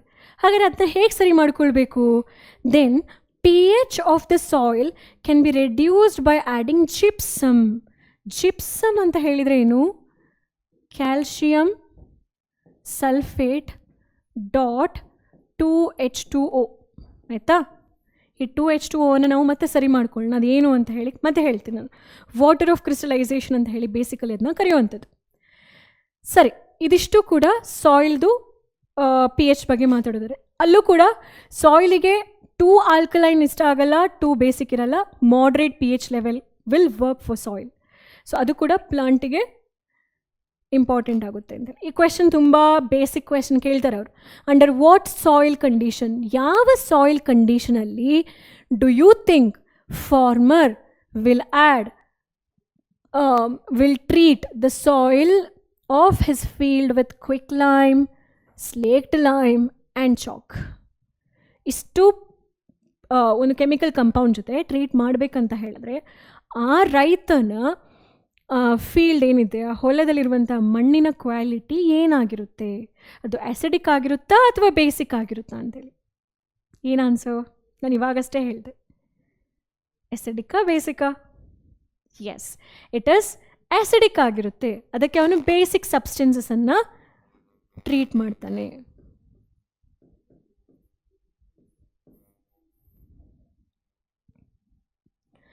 ಈಗ importance of P H in digestive system. ನಮಗೆಲ್ರಿಗೂ ಗೊತ್ತಿದೆ, ಆ body produces hydrochloric acid in our stomach. ಯಾತಕ್ಕೋಸ್ಕರ ನಾವು ತಿನ್ನೋ ಫುಡ್ಡಲ್ಲಿ ಬ್ಯಾಕ್ಟೀರಿಯಾಸ್ ಇರ್ಬೋದು ಅಥವಾ ಬೇರೆ ಏನಾದರೂ ಇರ್ಬೋದು, ಅದು ಈ HCl ಆ್ಯಸಿಡ್ ಮೀಡಿಯಮಲ್ಲಿ ಏನಾಗುತ್ತೆ, ಆ ಬ್ಯಾಕ್ಟೀರಿಯಾಗಳು ಸತ್ತು ಹೋಗುತ್ತೆ ಅಲ್ವಾ. ಮತ್ತು ನಮ್ಮ ಫುಡ್, ಕಾಂಪ್ಲೆಕ್ಸ್ ಫುಡ್ನ ನಾವು ಡೈಜೆಸ್ಟ್ ಮಾಡ್ಕೊಳ್ಬೇಕಂತ ಹೇಳಿದ್ರೂ ಈ ಆ್ಯಸಿಡ್ ತುಂಬ ಇಂಪಾರ್ಟೆಂಟ್ ಆಗಿರುತ್ತೆ. ಸರಿ, ಹಾಗಾದರೆ ಇಲ್ಲಿ ಈ ಆ್ಯಸಿಡ್ ರೇಂಜ್ ಏನು? 1.2. ನಾವು ಕೆಲವೊಂದು ಸಲ ತುಂಬ ಈ ಜಂಕ್ ಫುಡ್ ತಿಂತಾ ಇರ್ತೀವಿ ಅಂತ ಅಂದ್ಕೊಳ್ಳಿ, ಚಿಪ್ಸು, ಉಪ್ಪಿರುವಂಥದ್ದು ಅಥವಾ ಸಾಲ್ಟಿ ಫುಡ್ಗಳನ್ನ ಜಾಸ್ತಿ ತಿಂತಾ ಹೋಗ್ತೀವಿ ಅಂತ ಹೇಳಿ. ಅವಾಗ ಏನಾಗುತ್ತೆ, ನಮ್ಮ ಹೊಟ್ಟೆ ಒಳಗಡೆ ಬಿಕಾಸ್ ಆಫ್ ಓವರ್ ಈಟಿಂಗ್ ಅಥವಾ ಸ್ಪೈಸಿ ಫುಡ್, ಕೆಲವೊಂದು ಸಲ ಏನು ತಿಂದೇ ಇರೋದ್ರಿಂದ, ಹಸಿ ಹೊಟ್ಟೆಲಿರೋದ್ರಿಂದ ನಮ್ಮಲ್ಲಿ ಎಕ್ಸಸ್ ಆ್ಯಸಿಡ್, ಯಾವ ಆ್ಯಸಿಡ್ ಅದು? ಹೈಡ್ರೋಕ್ಲೋರಿಕ್ ಆ್ಯಸಿಡ್ ಪ್ರೊಡ್ಯೂಸ್ ಆಗುತ್ತೆ. Excess hydrochloric acid. ಈ ಎಕ್ಸಸ್ ಹೈಡ್ರೋಕ್ಲೋರಿಕ್ ಆ್ಯಸಿಡ್ ಪ್ರೊಡ್ಯೂಸ್ ಆದಾಗ ಆಟೋಮ್ಯಾಟಿಕಲಿ ಸ್ಟಮಕಲ್ಲಿ ಏನು ಉರಿ ಅನಿಸುತ್ತೆ, ಬರ್ನಿಂಗ್ ಅನಿಸುತ್ತೆ, ಪೇಯ್ನ್ ಅನಿಸುತ್ತೆ ಅಲ್ವಾ. ಸೊ ಈ ಎಲ್ಲ ಒಂದು ಕಂಡೀಷನನ್ನು ಹೋಗಲಾಡಿಸ್ಬೇಕಂತ ಹೇಳಿದ್ರೆ ಆ್ಯಸಿಡಿಗೆ ಎಗೇನ್ಸ್ಟ್ ಆಗಿ ವರ್ಕ್ ಮಾಡುವಂಥ ಒಂದು ಕಂಪೌಂಡ್, ಅದನ್ನು ಆ್ಯಂಟಾಸಿಡ್ ಅಂತ ಹೇಳಿ ಕರಿತೀವಿ. ಆ್ಯಂಟಾಸಿಡ್ ಅಂತ ಹೇಳಿದರೆ ಆ್ಯಸಿಡನ್ನು ನ್ಯೂಟ್ರಲೈಸ್ ಮಾಡುವಂಥ ಗ್ಯಾಸ್ಟ್ರಿಕ್ ಐಟಮ್ ಅದು, ಗ್ಯಾಸ್ಟ್ರಿಕ್ ರೆಡ್ಯೂಸಿಂಗ್ ಐಟಮ್ ಅದು ಅಥವಾ ಕಂಪೌಂಡ್ ಅದು. Antacid such as milk of magnesia, baking soda. Milk of magnesia ಅಂತ ಹೇಳಿದರೆ Mg,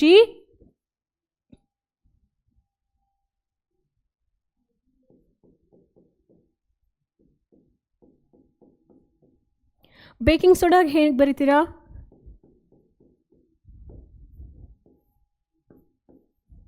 NaHCO3. ಇದಲ್ಲದೆ ಇನ್ನೂ ಕೂಡ ಇದೆ,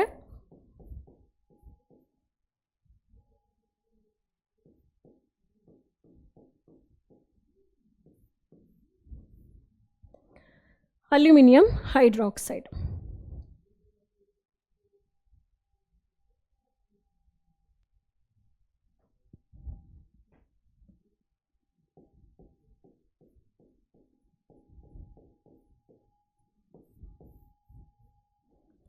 ಸೊ ಇದೆಲ್ಲ ಕೂಡ ಆ್ಯಂಟಾಸಿಡ್ ಆಗಿರುತ್ತೆ. ಕ್ವೆಶನ್ಸ್ ತುಂಬ ಇಂಪಾರ್ಟೆಂಟ್.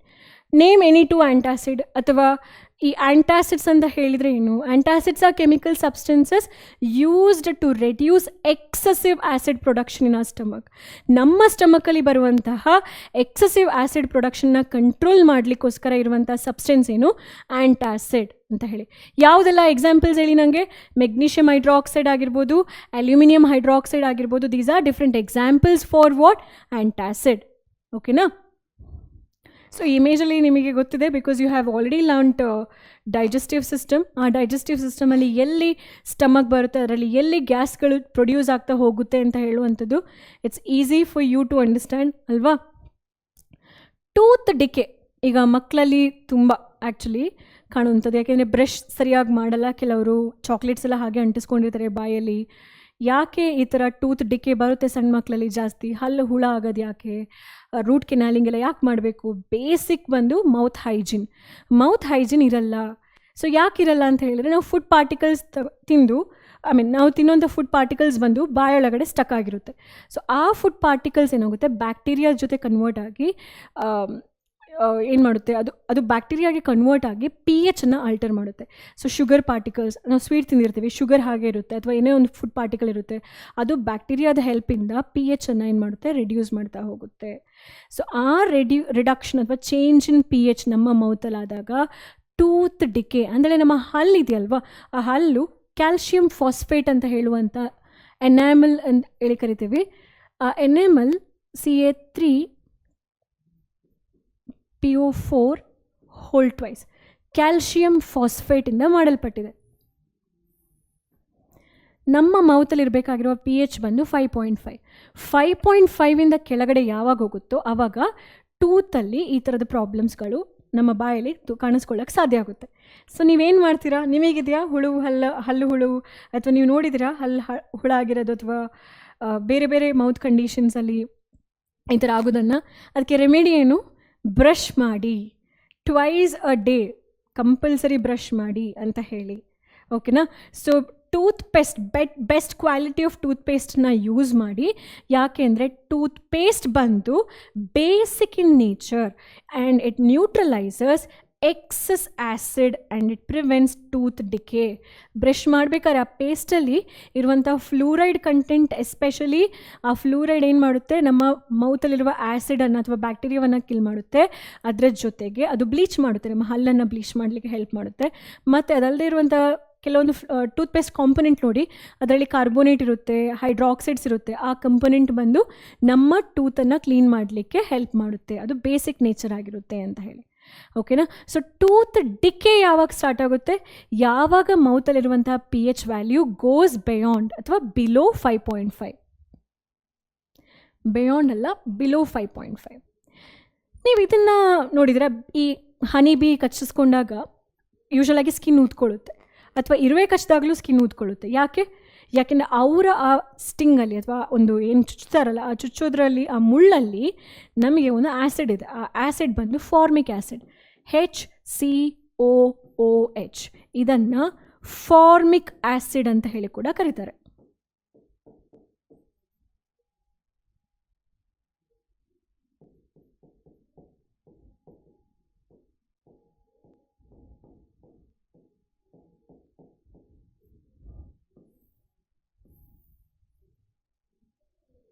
ಅಥವಾ ಇದನ್ನು ಮೆಥನೋಯಿಕ್ ಆ್ಯಸಿಡ್ ಅಂತ ಹೇಳಿ ಕೂಡ ಕರೀತಾರೆ.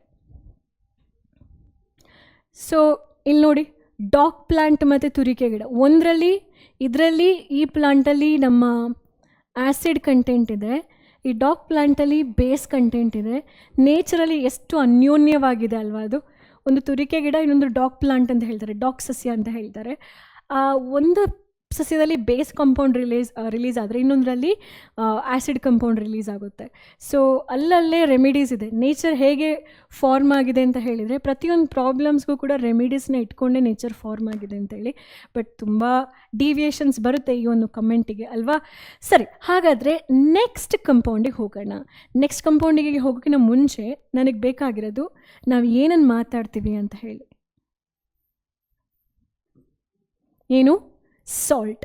ನಾವು ಆ್ಯಸಿಡನ್ನು ನೋಡಾಯಿತು, ಬೇಸನ್ನು ನೋಡಾಯಿತು, ಇಂಡಿಕೇಟರ್ಸ್ ಬಗ್ಗೆ ಮಾತಾಡಾಯಿತು, pH ಅಂತ ಹೇಳಿದರೆ ಏನು ಅಂತ ಹೇಳಿ ಕಲ್ತಾಯಿತು. pH ಅಲ್ಲಿ power of hydrogen ion concentration ಅಂತ ಹೇಳುವ ವರ್ಡನ್ನು ನೆನ್ಪಿಟ್ಕೊಳ್ಳಿ. ಓಕೆನಾ? ಸೊ ಅದಷ್ಟೇ.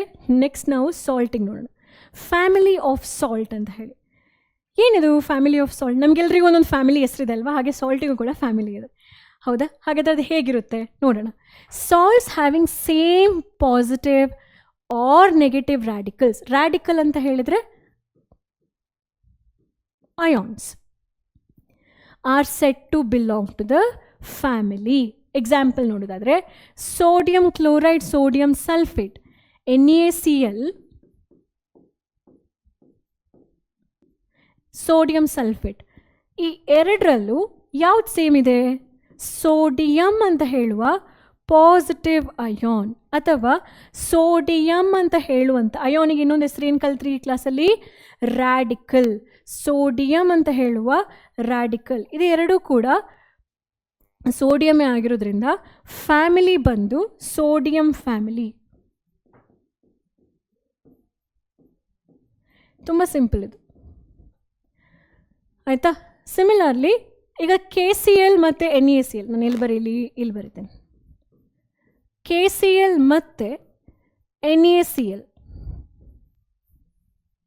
ಇದರಲ್ಲಿ ಯಾವ್ದು ಕಾಮನ್ ಇದೆ? ಅದು ಯಾವ ಸಾಲ್ಟಿಗೆ, ಯಾವ ಫ್ಯಾಮಿಲಿಗೆ ಬಿಲಾಂಗ್ ಆಗುತ್ತೆ? ಕಾಮೆಂಟ್ ಮಾಡಿ. ಸರಿ, ಈ ಥರ ಕ್ವೆಶನ್ಸ್ ಕೇಳ್ತಾರೆ. Write chemical formula of the salts given below. ಕೆಳಗಡೆ ಕೊಟ್ಟಿರುವಂಥ ಕೆಮಿಕಲ್ ಫಾರ್ಮುಲಾವನ್ನು ಬರೀರಿ. Identify the acids and bases from which the below salts may be obtained. ಇದರಲ್ಲಿ ಬರುವಂಥ ಆ್ಯಸಿಡ್ ಮತ್ತು ಬೇಸ್ ಯಾವುದು ಅದನ್ನು ಕೂಡ ಮೆನ್ಷನ್ ಮಾಡಿ ಅಂತ ಹೇಳಿ ಬರೆಯೋಣವಾ? ಯಾವ ಕಲರ್ ಚೂಸ್ ಮಾಡಲಿ? ಓಕೆ, ಪೊಟ್ಯಾಷಿಯಮ್ ಸಲ್ಫೇಟ್ ಹೇಗೆ ಬರಿತೀರಿ? Potassium is positive, sulphate is 2 negative. Cross ಮಾಡ್ತೀರಾ, ಹಾಗಾದು K2SO4 ಆಯಿತು ಅಲ್ವಾ? ಈ K+, ಅದರಲ್ಲಿರುವ ಅಯಾನ್ಸ್ನ ನೆನ್ಪಿಟ್ಕೊಳ್ಳಿ. K+ ಅಂತ ಹೇಳುವಂಥದ್ದು ಫಸ್ಟಿಗೆ ಬರುತ್ತಲ್ವಾ, ಅದು ಬೇಸ್ ಆಗಿರುತ್ತೆ. ಅದಕ್ಕೆ ನೀವೇನು ಮಾಡಬೇಕು? ಜಸ್ಟ್ OH ಆ್ಯಡ್ ಮಾಡಿ, ಇದು ಬೇಸ್. ಆಮೇಲೆ ನೀವು ಆ್ಯಸಿಡ್ ಬರೀರಿ. ಈ ಸಲ್ಫೇಟ್ ಅಯಾನ್ ಯಾವ ಆ್ಯಸಿಡಿಂದ ಬಂದಿದೆ? Sulphuric acid. ಹಾಗೆ sodium sulphate same to same Na+ SO4 2-, formula is Na2SO4. So Na ಇದ್ದಾಗ add OH, it becomes NaOH. You should know that SO4 2- ಅಂತ ಹೇಳುವಂಥದ್ದನ್ನು ಡಿರೈವ್ ಮಾಡಿರೋದು ಸಲ್ಫ್ಯೂರಿಕ್ ಆ್ಯಸಿಡಿಂದ. ಓಕೆನಾ? ಸೊ ಅದು ಸಲ್ಫೇಟ್ ಆಯಿತು. ನೆಕ್ಸ್ಟ್ ಕ್ಯಾಲ್ಶಿಯಂ ಸಲ್ಫೇಟ್ ಹೇಗೆ ಬರಿತೀರಾ? Ca2+ SO4 2-. See here charge ಎರಡೂ ಕೂಡ equal ಇದೆ, ಕ್ಯಾನ್ಸಲ್ ಆಗುತ್ತೆ. ಸೊ ಫಾರ್ಮುಲಾದಲ್ಲಿ CaSO4 ಆಯಿತು. Ca ಅಂತ ಹೇಳಿದಕ್ಕೆ ನೀವು OH ಟ್ವೈಸ್ ಆ್ಯಡ್ ಮಾಡಬೇಕು. ಯಾಕೆ ಇಲ್ಲಿ OH ಟ್ವೈಸ್ ಆ್ಯಡ್ ಮಾಡಬೇಕು? ಯಾಕೆಂದರೆ OH is minus, Ca is +2. ಆ +2 ಇಲ್ಲಿ ಬರುತ್ತೆ, -1 ಈಚೆಗೆ ಹೋಗುತ್ತೆ. You don't write it, but ಅದು ನಿಮಗೆ ಗೊತ್ತಿರಬೇಕು ಲಾಜಿಕ್. ಅದು ಸಲ್ಫ್ಯೂರಿಕ್ ಆ್ಯಸಿಡ್, ಇಲ್ಲೂ ಕೂಡ ಅದು. ನೆಕ್ಸ್ಟ್ ಮೆಗ್ನೀಷಿಯಂ ಸಲ್ಫೇಟಲ್ಲೂ ಸೇಮ್ ಸ್ಟೋರೀಸ್ ಬರುತ್ತೆ, ಸೇಮ್ ಥಿಂಗ್.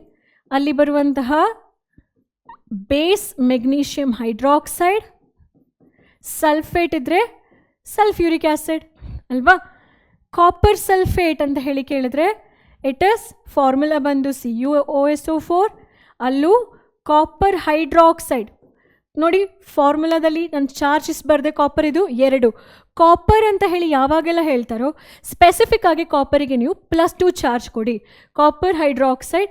ಸಲ್ಫೇಟ್ ಅಂತ ಹೇಳಿ ಬರುವಂಥದ್ದು acid, sulphuric acid. Sulphuric acid. Sodium chloride NaCl. ಸೋಡಿಯಂ ಕ್ಲೋರೈಡಲ್ಲಿ base is sodium hydroxide, chloride HCl. Sodium nitrate. Sodium nitrate NaNO3. How will you write this? Sodium hydroxide plus HNO3. Nitrate ಅಂತ ಹೇಳಿದಾಗ HNO3 plus HNO3.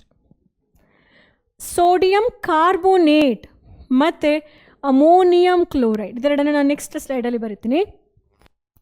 Sodium carbonate, I will write it as Na2CO3. ಯಾಕೆ ಇದನ್ನು ಹಾಗೆ ಬರೀಬೇಕು? Because ಇದರಲ್ಲಿ Na+ ion ಇದೆ, CO3 2- ion ಇದೆ. ಹಾಗಾಗಿ ಈ Na+ಗೆ ನಾನು ಫಸ್ಟ್ OH ಆ್ಯಡ್ ಮಾಡಿಕೊಂಡ್ರೆ ಅದು ಬೇಸ್ ಆಯಿತು ಅಲ್ವಾ? ಮತ್ತು CO3ಗೆ ನಾನು H ಆ್ಯಡ್ ಮಾಡ್ತೀನಿ, H+, ಅದು ಚಾರ್ಜ್ ಆಚೆ ಆಗುತ್ತೆ. So it will be acid. Acid ಬಂದು H2CO3. ಸೋಡಿಯಂ ಕಾರ್ಬೋನೇಟಿಗೆ ಬೇಸ್ ಮತ್ತು ಆ್ಯಸಿಡ್ ಆ ಥರ ಆಯಿತು. ನಂತರ ಅವರು ಹೇಳಿರೋದೇನು? Ammonium chloride. Ammonium chloride NH4Cl ಅಂತ ಹೇಳಿ ಬರ್ತೇವೆ. ಇಲ್ಲಿ ಹೇಗೆ ಸ್ಪ್ಲಿಟ್ ಮಾಡ್ಕೋತೀರಾ? NH4ಅನ್ನು ಪ್ಲಸ್ ಅಂತ ಹೇಳ್ತೀರಾ, Cl-ಅನ್ನು ಮೈನಸ್ ಅಂತ ಹೇಳ್ತೀರಾ. ಸೊ ಇಲ್ಲಿ ಆ್ಯಸಿಡ್ ಬಂದು ಬೇಸ್ ಬಂದು ಅಮೋನಿಯಂ ಹೈಡ್ರಾಕ್ಸೈಡ್, ಆ್ಯಸಿಡ್ ಬಂದು ಹೈಡ್ರೋಕ್ಲೋರಿಕ್ ಆ್ಯಸಿಡ್. ಯಾಕೆ ಈ ಥರ ಸ್ಪ್ಲಿಟ್ ಮಾಡಿಕೊಳ್ಳೇಬೇಕು? ಯಾಕೆಂದರೆ ನೆಕ್ಸ್ಟ್ ಟಾಪಿಕ್ ಬಂದು pH of the salt solution. ಅದು ನಿಮಗೆ ಗೊತ್ತಾಗಬೇಕು ಅಂದರೆ, ಒಂದು ಸಾಲ್ಟ್ ಸೊಲ್ಯೂಷನ್ದು pHನ ನೀವು ಡಿಟರ್ಮೈನ್ ಮಾಡ್ಕೊಳ್ಬೇಕು ಅಂತ ಹೇಳಿದ್ರೆ ಏನು ಇಂಪಾರ್ಟೆಂಟ್ ಹೇಳಿ? ಆ ಸಾಲ್ಟಲ್ಲಿರುವ ಬೇಸ್ ಯಾವುದು, ಅದು ಸ್ಟ್ರಾಂಗಾ? ಆ ಸಾಲ್ಟಲ್ಲಿರುವ ಆ್ಯಸಿಡ್ ಯಾವುದು, ಅದು ಸ್ಟ್ರಾಂಗಾ ಅಥವಾ ವೀಕಾ? ವೀಕ್ ಇದ್ದರೆ ಅಲ್ಲಿ ಕಡಿಮೆ H+ ಇರುತ್ತೆ, ಸ್ಟ್ರಾಂಗ್ ಇದ್ದರೆ ಜಾಸ್ತಿ H+ ಇರುತ್ತೆ ಕಂಪೇರ್ ಟು OH-. ಎರಡೂ ಸ್ಟ್ರಾಂಗ್ ಇದ್ದರೆ ಅಲ್ಲಿ ಈಕ್ವಲ್ ಇರುತ್ತೆ ಅಲ್ವಾ? ಅದ್ರ ಬಗ್ಗೆ ನೆಕ್ಸ್ಟ್ ಗಮನ ಹರಿಸೋಣ. pH ಆಫ್ ದ ಸಾಲ್ಟ್ ಅಂತ ಹೇಳಿ, salts of strong acid and strong base are neutral. ತುಂಬ important. With the pH value 7. Suppose if you take 2 strong acid, one strong acid, 1 strong base. Example ಹೇಳ್ತೀನಿ ನೋಡಿ.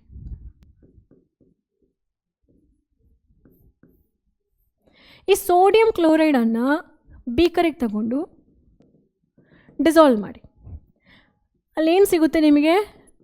Sodium hydroxide ಇರುತ್ತೆ, HCl ಇರುತ್ತೆ, split ಆಗುತ್ತೆ. Salt ಬಂದು base ಆಗಿ ಮತ್ತೆ acid ಆಗಿ ಸ್ಪ್ಲಿಟ್ ಆಗುತ್ತೆ. ಈಗ ಈ ಸೊಲ್ಯೂಷನ್ದು pHನ ಚೆಕ್ ಮಾಡಿದ್ರೆ, ಪವರ್ ಆಫ್ ಹೈಡ್ರೋಜನ್, ಎಷ್ಟು ಹೈಡ್ರೋಜನ್ ಅಯಾನ್ ಇದೆ ಅಂತ ಹೇಳಿ ಚೆಕ್ ಮಾಡಿದ್ರೆ ಆ ವ್ಯಾಲ್ಯೂ ಬಂದುಬಿಟ್ಟು = 7 ಆಗುತ್ತೆ.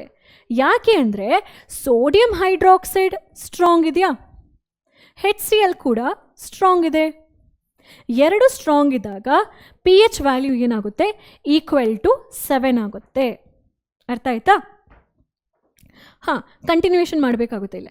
On the other hand salts of strong acid ಮತ್ತು ವೀಕ್ ಬೇಸ್. ಸೊ ಹಾಗಾದರೆ strong acid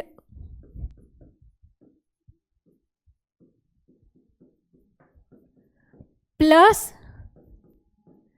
weak base. Example ಹೇಳಿ ನನಗೆ. ಸ್ಟ್ರಾಂಗ್ ಆ್ಯಸಿಡ್ ಯಾವುದು? Hydrochloric acid. ವೀಕ್ ಬೇಸ್ ಬಂದುಬಿಟ್ಟು ನಾನು ಕಾಪರ್ ಹೈಡ್ರಾಕ್ಸೈಡ್. ಆಯಿತಾ? ಈ ಥರ ತಗೊಂಡೆ. ನನಗಿಲ್ಲಿ ಯಾವ ಸಾಲ್ಟ್ ಸಿಗ್ಬೋದು? ಇದನ್ನು ಡಿಲೀಟ್ ಮಾಡಿ, ಈ ಎಚ್ಚನ್ನು ಡಿಲೀಟ್ ಮಾಡಿ, ನಿಮಗೆ CuCl ಸಿಕ್ತು. CuCl ಸಿಕ್ತು. CUಗೆ ಯಾವಾಗಲೂ ಯಾವ ಚಾರ್ಜ್? +2. CLಗೆ ಯಾವಾಗಲೂ ಯಾವ ಚಾರ್ಜ್? -5. ಆಗ ನೀವು ಚಾರ್ಜನ್ನು ಎಕ್ಸ್ಚೇಂಜ್ ಮಾಡ್ತೀರಾ. ಚಾರ್ಜ್ ಎಕ್ಸ್ಚೇಂಜ್ ಮಾಡಿದಾಗ ಅಲ್ಲೇನಾಯಿತು? CuCl2 ಆಯಿತು ಅಲ್ವಾ? CuCl2 ಆಯಿತು. ಈ CuCl2 ನೀವು ಒಂದು ಬೀಕರ್ ತಗೊಂಡು ನೀರು ಹಾಕಿ ಡಿಸಾಲ್ವ್ ಮಾಡಿ ಅದರ pH ವ್ಯಾಲ್ಯೂವನ್ನು ನೋಡಿದ್ರೆ ಯಾವ್ದು ಜಾಸ್ತಿ ಇರುತ್ತೆ? ಇದು ಸ್ಟ್ರಾಂಗ್ ಇತ್ತು. ಆ್ಯಸಿಡ್ ಬಂದು ಸ್ಟ್ರಾಂಗ್ ಇತ್ತು. ಸ್ಟ್ರಾಂಗ್ ಆ್ಯಸಿಡ್ ಆದಾಗ ಅಲ್ಲಿ ಮೋರ್ H+ ಅಯಾನ್ಸ್ ಇರುತ್ತೆ. More the H+ ion, pH value ಏನಾಗುತ್ತೆ? ಈಕ್ವಲ್ ಆಗಲ್ಲ. pH value will B greater lesser. H+ ಇದ್ದರೆ ಲೆಸ್ಸರ್ ಅಲ್ವಾ? So lesser than 7. pH value ಏನಾಯಿತು? ಲೆಸ್ಸರ್ ದ್ಯಾನ್ 7 ಆಯಿತು. ನಂದು ಈ ಕಾಂಪೊನೆಂಟ್ ಎಲ್ಲ ನಾನು ಹಾಕಿದ್ದೀನಿ ಸಪ್ರೇಟಾಗಿ. ನೀವು ನೋಡ್ಬೋದು ಇಲ್ಲಿ pH of the salt solution ಅಂತ ಹೇಳಿ ಡಿಫ್ರೆಂಟ್ ಸ್ಲೈಡ್ಸ್ ಇದೆ. ಬಟ್ ನಾನು ಇಲ್ಲಿ ಎಕ್ಸಾಂಪಲ್ಸ್ ಯಾಕೆ ಕೊಟ್ಟೆ ಅಂತ ಹೇಳಿದ್ರೆ ನಿಮಗೆ ಅರ್ಥ ಆಗಲಿ ಅಂತ ಹೇಳಿ. ಸ್ಟ್ರಾಂಗ್ ಆ್ಯಸಿಡ್ ಮತ್ತು ವೀಕ್ ಬೇಸ್ ಇದ್ದರೆ pH ವ್ಯಾಲ್ಯೂ ಲೆಸ್ಸರ್ 7 ಆಗುತ್ತೆ. ಅದೇ ಬೇಸ್ ಸ್ಟ್ರಾಂಗ್ ಇದ್ಬಿಟ್ರೆ pH ವ್ಯಾಲ್ಯೂ ಮೋರ್ ದೆನ್ 7 ಆಗುತ್ತೆ. 3 ಪಾಯಿಂಟ್. Equal to 7. 2 ವೀಕ್ ಇರಬೇಕು, 2 ಸ್ಟ್ರಾಂಗ್ ಇರಬೇಕು. ಆ್ಯಸಿಡ್ ಏನಾದರೂ ಸ್ಟ್ರಾಂಗ್ ಇತ್ತಾ? Value will be lesser than 7. Acid weak ಇತ್ತು, ಬೇಸ್ ಸ್ಟ್ರಾಂಗ್ ಆಗಿಬಿಡ್ತು. ಆಗೇನಾಯಿತು? OH- ಅಯಾನ್ ಆಯಿತು. pH ವ್ಯಾಲ್ಯೂ ಬಂದು ಗ್ರೇಟರ್ ದ್ಯಾನ್ 7. ಇದಿಷ್ಟು ಕಂಡೀಷನ್. ಇದು ತುಂಬ ಇಂಪಾರ್ಟೆಂಟ್. ಇದರ ಬೇಸಸ್ ಮೇಲೆ ನಿಮಗೆ ಸಿಕ್ಕಾಪಟ್ಟೆ MCQ ಕ್ವೆಶನ್ಸನ್ನು ಅವರು ಕೇಳ್ತಾರೆ. Excuse me. ಓಕೆ, ಟೈಪ್ 1ಗೆ ಹೋಗೋಣ ಆಯಿತಾ? ಇಲ್ಲಿ ಅವ್ರು ಏನು ತಗೊಂಡಿದ್ದಾರೆ? ಸ್ಟ್ರಾಂಗ್ ಆ್ಯಸಿಡ್ ಸ್ಟ್ರಾಂಗ್ ಇದೆ, ಬೇಸ್ ಬಂದು ವೀಕ್ ಇದೆ. ಹಾಗಾದರೆ ಅಲ್ಲಿ H+ ಅಯಾನ್ ಕಾನ್ಸಂಟ್ರೇಷನ್ ಜಾಸ್ತಿ ಇದೆಯಾ? ಸೊ ಎಕ್ಸಾಂಪಲ್ ಏನು? ಯಾವ ಸಾಲ್ಟ್ ಅವ್ರು ತಗೊಂಡಿದ್ದಾರೆ? ಸೋಡಿಯಂ ಕ್ಲೋರೈಡ್ ಸಾಲ್ಟನ್ನು ತಗೊಂಡಿದ್ದಾರೆ.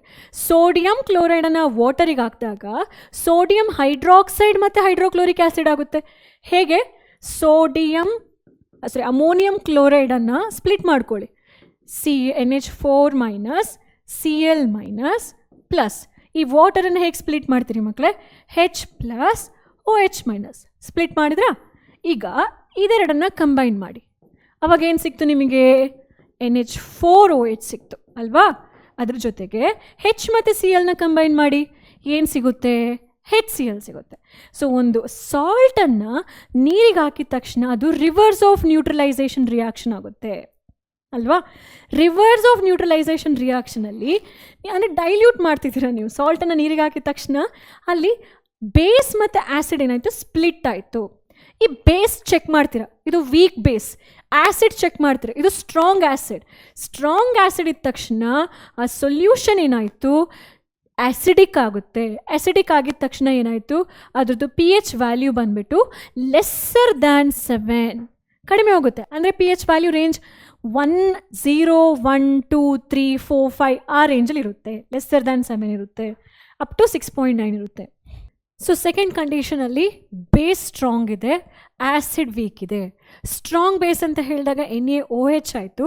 ಇದನ್ನು ನಾವು NaOH ಅಂತ ಹೇಳಿ ಕನ್ಸಿಡರ್ ಮಾಡೋಣ. ಸೊ ಇಲ್ಲಿ H ಇದೆಯಲ್ವಾ, ಆ ಜಾಗದಲ್ಲಿ A ಅಂತ ಹೇಳಿ ಮಾಡ್ಕೊಳ್ಳಿ. Na2CO3 ಅಂತ ಹೇಳುವಂಥದ್ದು. ಸೊ ಅಲ್ಲಿ H ಇರೋ ಜಾಗದಲ್ಲಿ ನಾವೇನು ಮಾಡೋಣ? Na2CO3 ಅಂತ ಹೇಳಿ ಬರೆದು ಕನ್ಸಿಡರ್ ಮಾಡೋಣ. ಓಕೆನಾ? Na2CO3 ಓಕೆ, ಇಲ್ಲೇನಾಯಿತು ಮಕ್ಕಳೇ, ಈ Na2CO3 ಅಂತ ಹೇಳೋ ಕಡೆ 2 ಅಯಾನ್ ಇದೆ. Na+ ಅಯಾನ್ ಇದೆ, CO3 2- ಅಂತ ಹೇಳೋ ಅಯಾನ್ ಇದೆ. ಆಯಿತಾ? ಈಗ ವಾಟರಲ್ಲಿ 2 ಅಯಾನ್ ಇದೆ, H+ ಇದೆ, OH- ಇದೆ. ಸೊ ನಾವು ಆ್ಯಸಿಡ್ ಬೇಸ್ ಅಂತ ಹೇಳಿ ಬರೆದಾಗ ಪಾಸಿಟಿವಿಗೆ OH- ಕೊಡ್ತೀವಿ, ನೆಗೆಟಿವಿಗೆ H+ ಕೊಡ್ತೀವಿ. ಇದು ಏನು ಹೇಳುತ್ತೆ ನಮಗೆ, ಇಲ್ಲಿ NaOH ಅನ್ನೋ ಸ್ಟ್ರಾಂಗ್ ಬೇಸ್ ಇದೆ, ಅದ್ರ ಜೊತೆಗೆ ಕಾರ್ಬೋನಿಕ್ ಆ್ಯಸಿಡ್ ಅಂತ ಹೇಳುವಂಥ ವೀಕ್ ಆ್ಯಸಿಡ್ ಇದೆ ಅಂತ ಹೇಳಿ ಹೇಳ್ತಾರೆ. ಸೊ ಸ್ಟ್ರಾಂಗ್ ಬೇಸ್ ಆಯ್ತಲ್ಲ, ವೀಕ್ ಆ್ಯಸಿಡ್ ಆಯ್ತಲ್ಲ, ಅವಾಗ pH ವ್ಯಾಲ್ಯೂ ಏನಾಗಬೇಕು ಮಕ್ಕಳೇ, it should be greater than 7 ಅಂತ ಹೇಳಿದ್ರೆ 8, 9, 10 ಅಪ್ ಟು 14 ಆಗುತ್ತೆ ಅಂತ ಹೇಳಿ. ಇದು ನಮ್ಮ ಸೆಕೆಂಡ್ ಕಂಡೀಷನ್. ಫಸ್ಟ್ ಕಂಡೀಷನಲ್ಲಿ ಏನಿತ್ತು, ಬೇಸ್ ವೀಕ್ ಆಗಿತ್ತು, ಸ್ಟ್ರಾಂಗ್ ಆ್ಯಸಿಡ್ ಇತ್ತು. ಇವಾಗ ಇಲ್ಲಿ ಬೇಸ್ ಸ್ಟ್ರಾಂಗ್ ಆಗಿದೆ. ಥರ್ಡ್ ಕಂಡೀಷನ್ ನೋಡೋಣ. ಥರ್ಡ್ ಕಂಡೀಷನಲ್ಲಿ 2 ವೀಕ್ ಇದ್ದಾಗ ಏನಾಗುತ್ತೆ, ವೀಕ್ ಆ್ಯಸಿಡ್ ಮತ್ತು ವೀಕ್ ಬೇಸ್ ಇದ್ದಾಗ ಏನಾಗುತ್ತೆ ಅಂತ ಹೇಳಿ. ಸೊ ವೀಕ್ ಆ್ಯಸಿಡನ್ನು HA ಅಂತೇಳಿ ಇಂಡಿಕೇಟ್ ಮಾಡಿದರೆ, ವೀಕ್ ಬೇಸ್ ಇನ್ ಜನರಲ್ ಆಗಿ BOH gives slightly acidic or slightly basic or neutral, ಎಲ್ಲ ಕಂಡೀಷನ್ಸ್ಗಳು ಕೂಡ ಇರುತ್ತೆ. If acid is stronger than base, ಇದು ಲಾಸ್ಟಿಗೆ ತಗೊಳ್ಳೋಣ. ಈ 3 ಪಾಯಿಂಟ್ ಏನಿದೆ ಇದು ಸಮ್ಮರಿ. ಇದು 4th ಪಾಯಿಂಟ್ ಒಂದು ಕನ್ಸಿಡರ್ ಮಾಡಿಕೊಂಡು ಸಮ್ಮರಿ ಮಾಡ್ಕೊಂಡು ಬಿಡೋಣ. ಸೊ ನೀವು ಏನು ಅರ್ಥ ಮಾಡ್ಕೊಳ್ಬೇಕು, ವೀಕ್ ಆ್ಯಸಿಡ್ ವೀಕ್ ಬೇಸ್ ಇದ್ದರೆ ಅರ್ಥ ಏನು, ಈಗ ನಾನು H2CO3 ಅದು ವೀಕ್ ಆ್ಯಸಿಡ್ ಆಯಿತಾ, NH4OH ಅದು ವೀಕ್ ಬೇಸ್, ಇದೆರಡೂ ತಗೊಂಡೆ ಅಂತೇಳಿ ಅಂದ್ಕೊಳ್ಳಿ. ಇದೆರಡೂ ತಗೊಂಡಾಗ 2 ವೀಕ್ ಆಯಿತು. ಆಗ ರಿಸಲ್ಟೆಂಟ್ ಸೊಲ್ಯೂಷನ್ ಸ್ಲೈಟ್ಲಿ ನ್ಯೂಟ್ರಲ್ ಇರ್ಬೋದು, ಅಥವಾ ಅದು ಸ್ಲೈಟ್ಲಿ ಬೇಸಿಕ್ ಅಥವಾ ಸ್ಲೈಟ್ಲಿ ಆ್ಯಸಿಡಿಕ್ ಅಂತ ಹೇಳಿದ್ರೇನೋ ಅದು ನ್ಯೂಟ್ರಲ್ ರೇಂಜಲ್ಲೇ ನಿಲ್ತಾ ಇದೆ ಅಂತ ಹೇಳಿ. ಹೌದಾ?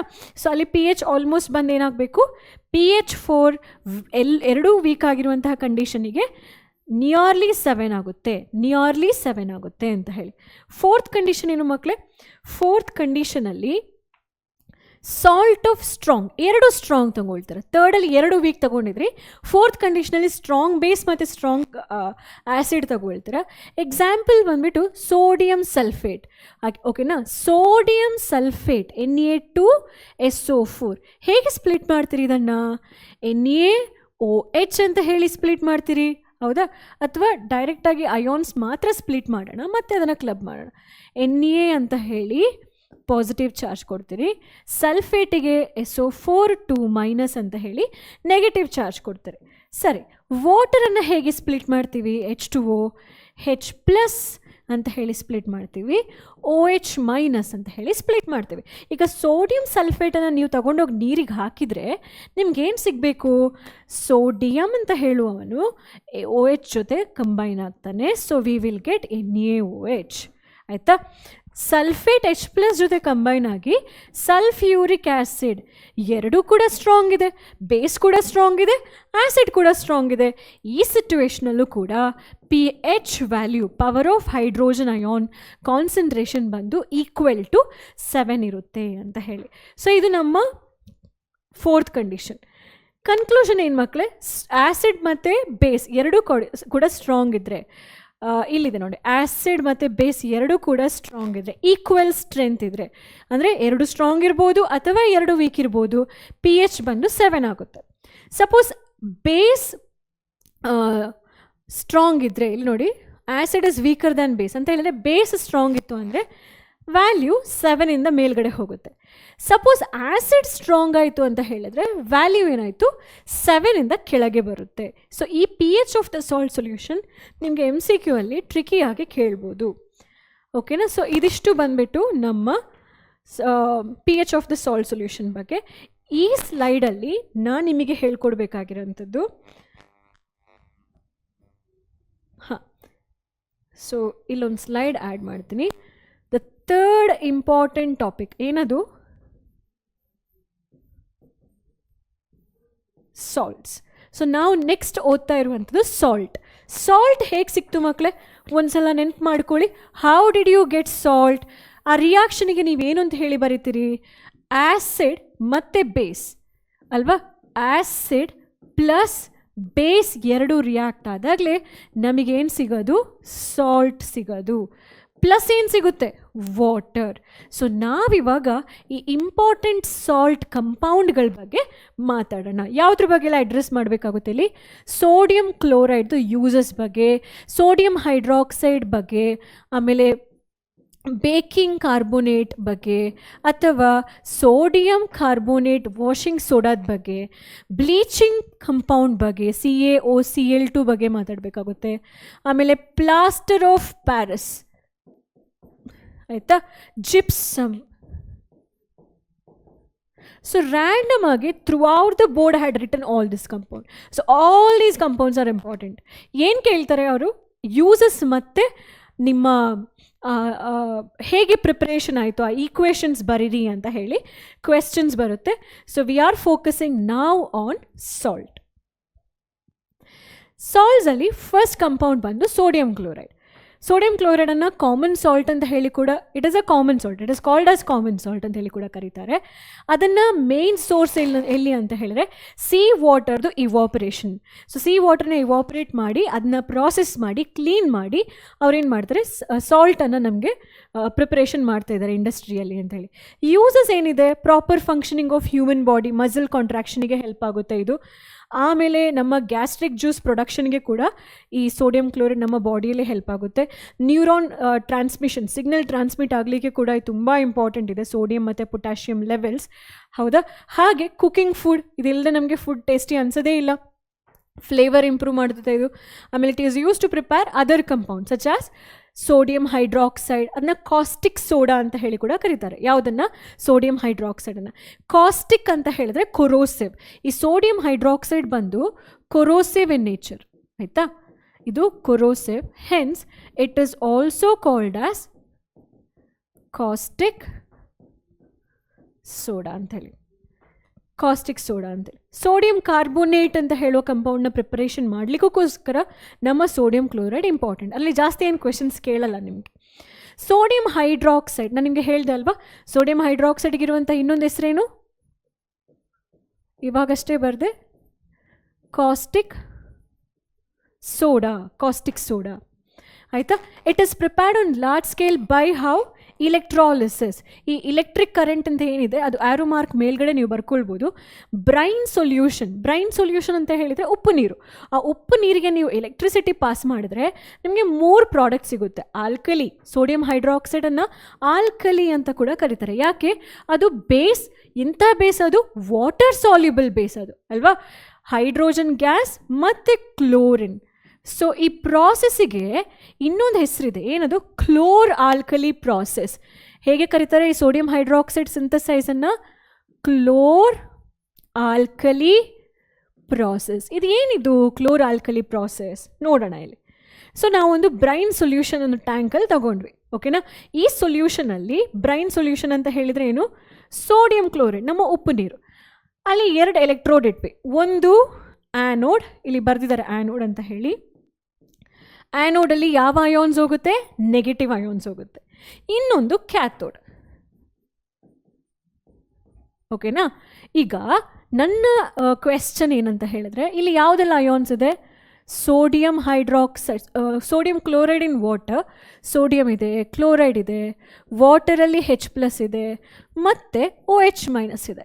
ಇವಾಗ ಏನಾಗುತ್ತೆ, ಇಷ್ಟು ಅಯಾನ್ಸಲ್ಲಿ ಯಾವ ಕ್ಯಾಟಯೋನ್ ಆ್ಯನೋಡಿಗೆ ಹೋಗುತ್ತೆ, ಯಾವ ಆ್ಯನಯೋನ್ ಆ್ಯನೋಡಿಗೆ ಹೋಗುತ್ತೆ? ಈ ಹೈಡ್ರಾಕ್ಸೈಡ್ ಅಯಾನ್ ಹೋಗುತ್ತೆ ಕ್ಲೋರೈಡ್ ಅಯಾನ್ ಅಲ್ವಾ? ಇದು ಕ್ಲೋರೈಡ್ ಅಂತೇಳಿ ಕಾಣ್ತಾ ಇದೆ ಮಕ್ಕಳೇ, ಇನ್ನೊಂದ್ಸಲ ಬರೆದ್ಬಿಡ್ತೀನಿ. ಹಾಂ, ಸೊ ಈ 2 ಆ್ಯನಯಾನ್ಗಳು ಕೂಡ ಆ್ಯನೋಡ್ ಹತ್ರ ಹೋಗುತ್ತೆ.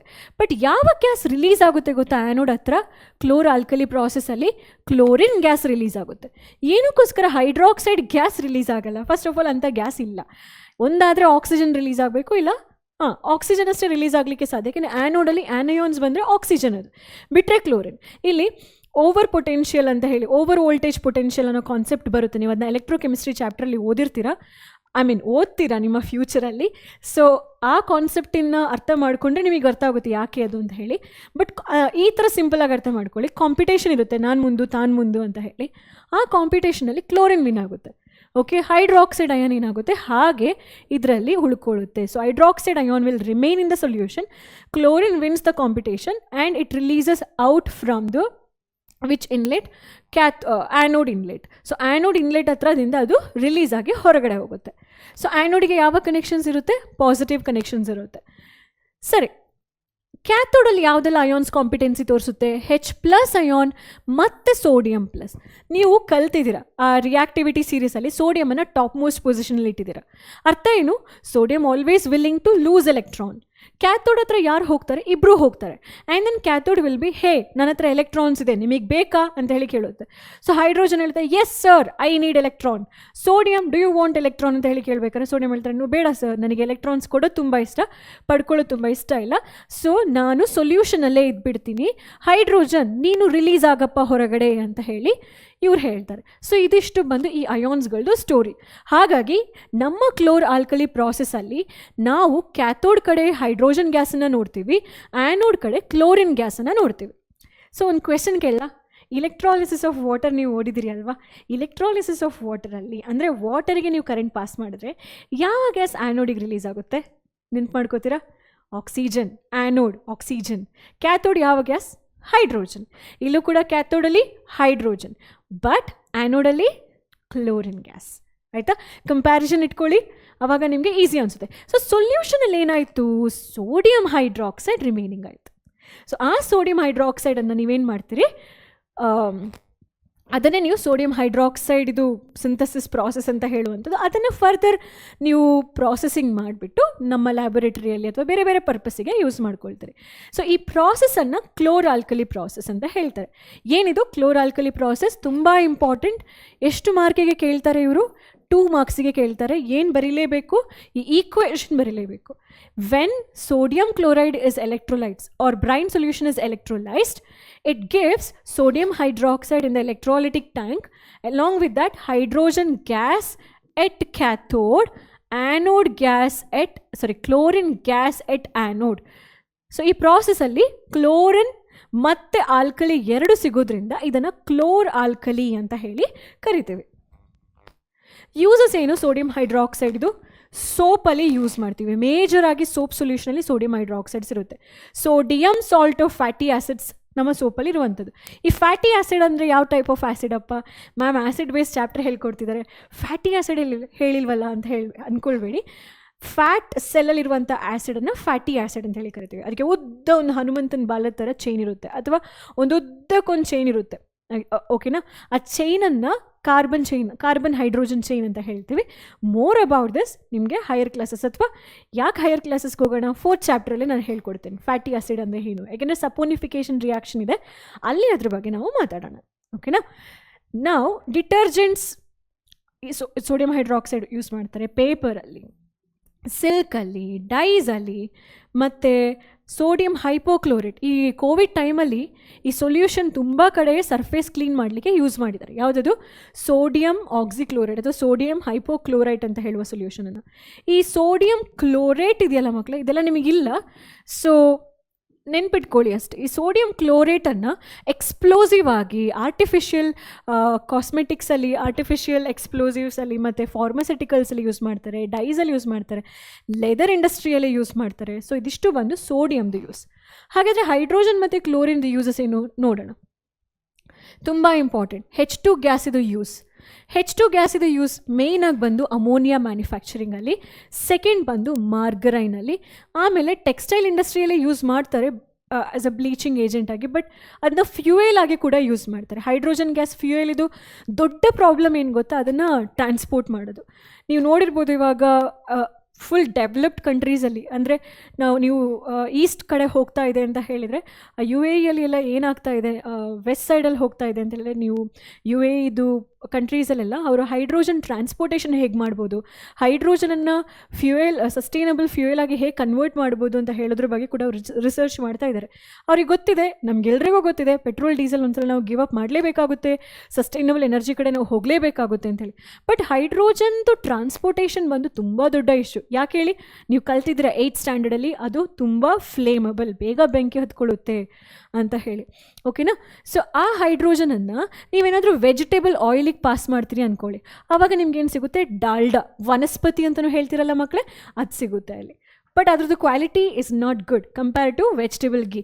ವೆಜಿಟೇಬಲ್ ಗೀ ಅಲ್ಲ ಮಕ್ಕಳೇ, ಅದು ಅವರು ಹೇಳ್ತಾರಷ್ಟೇ ಆ್ಯನಿಮಲ್ ಗೀ, ನಂದಿನಿ ತುಪ್ಪ ಏನು ಅಂತಾರೆ ಅದು ಆ್ಯನಿಮಲ್ ಗೀ ಅಂತ ಹೇಳ್ತಾರಲ್ವ, ಯಾಕೆಂದರೆ ಕೌ ಮಿಲ್ಕಿಂದ ನೀವು ಪ್ರಾಸೆಸ್ ಮಾಡ್ತೀರಾ.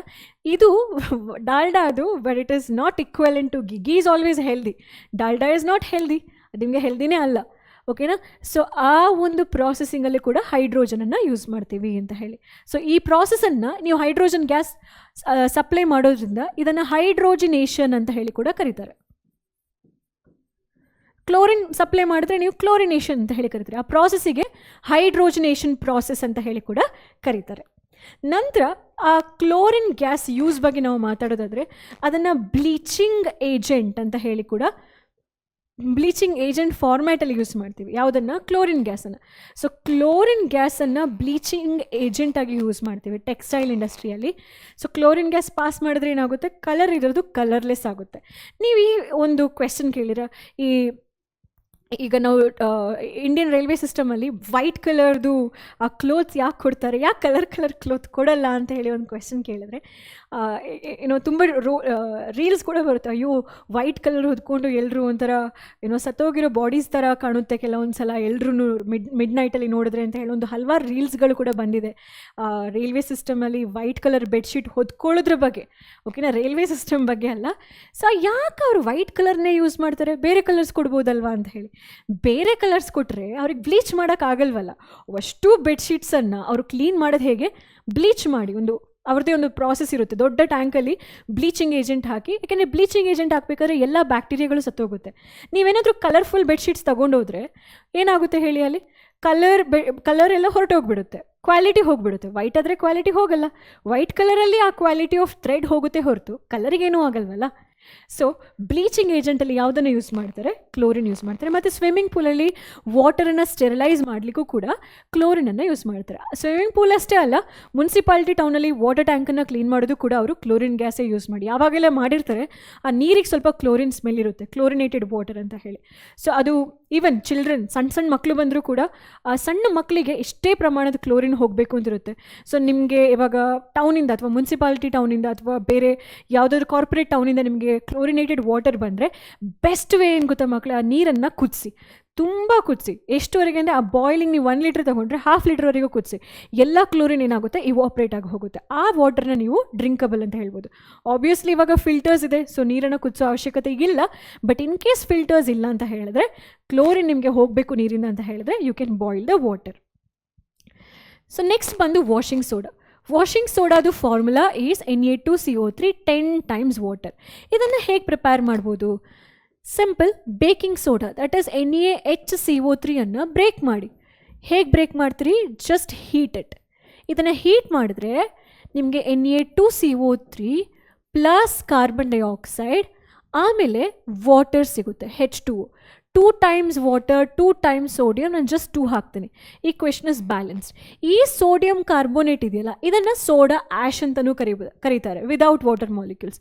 ಇದಕ್ಕೆ ನಾವು ಫರ್ದರ್ ವಾಟರನ್ನು ಸೇರಿಸಬೇಕಾಗುತ್ತೆ. ಸೊ ಅದರದ್ದು ಈಕ್ವೇಷನ್ ಇಲ್ಲಿ ಬರಿತೀನಿ ನಾನು.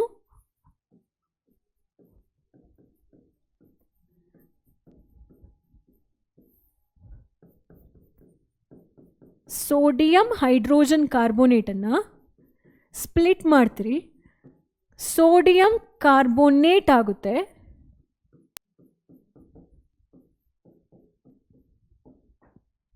ಆಯಿತಾ?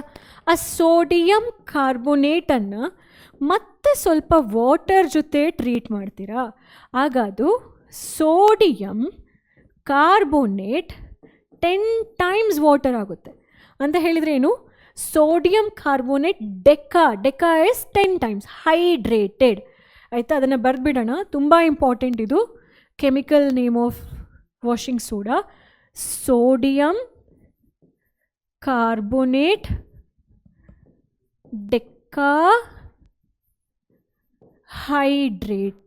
ಡೆಕಾಹೈಡ್ರೇಟ್.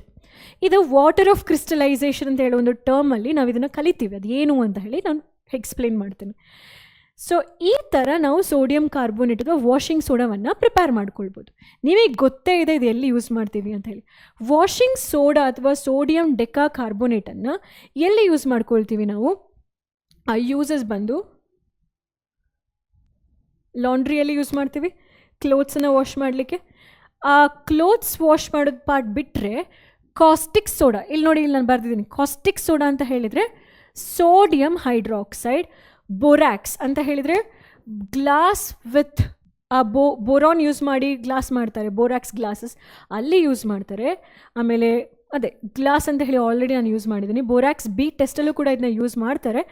ಸೊ ಇದಿಷ್ಟು ಕೂಡ ಸೋಡಿಯಂ ಅಥವಾ ವಾಷಿಂಗ್ ಸೋಡಾ ಬಗ್ಗೆ ಇರುವಂಥ ಇನ್ಫಾರ್ಮೇಷನ್. ಬೇಕಿಂಗ್ ಸೋಡಾದ್ರದ್ದು ಪ್ರಿಪ್ರೇಷನ್ಸ್ ನೋಡಿಕೊಂಡು ಯೂಸಸ್ಸಿಗೆ ಬರೋಣ. ಬೇಕಿಂಗ್ ಸೋಡಾ ಹೇಗೆ ಪ್ರಿಪೇರ್ ಮಾಡ್ತೀವಿ? ಬೇಕಿಂಗ್ ಸೋಡಾದು ಫಾರ್ಮುಲಾ ಏನು? ತುಂಬ ಕಾಮನ್ ಆಗಿರುವಂತಹ ಅಡುಗೆ ಮನೆಯಲ್ಲಿ ಯೂಸ್ ಮಾಡುವಂತಹ ಕೆಮಿಕಲ್ ಕಂಪೌಂಡ್, ಹೌದಾ? ಬೇಕಿಂಗ್ ಸೋಡಾ ಅಂತ ಹೇಳಿ NaHCO3 ಬಂದು ಅದರದ್ದು ಕಂಪೌಂಡ್. ಹೇಗೆ ಪ್ರಿಪೇರ್ ಮಾಡ್ತೀರಿ?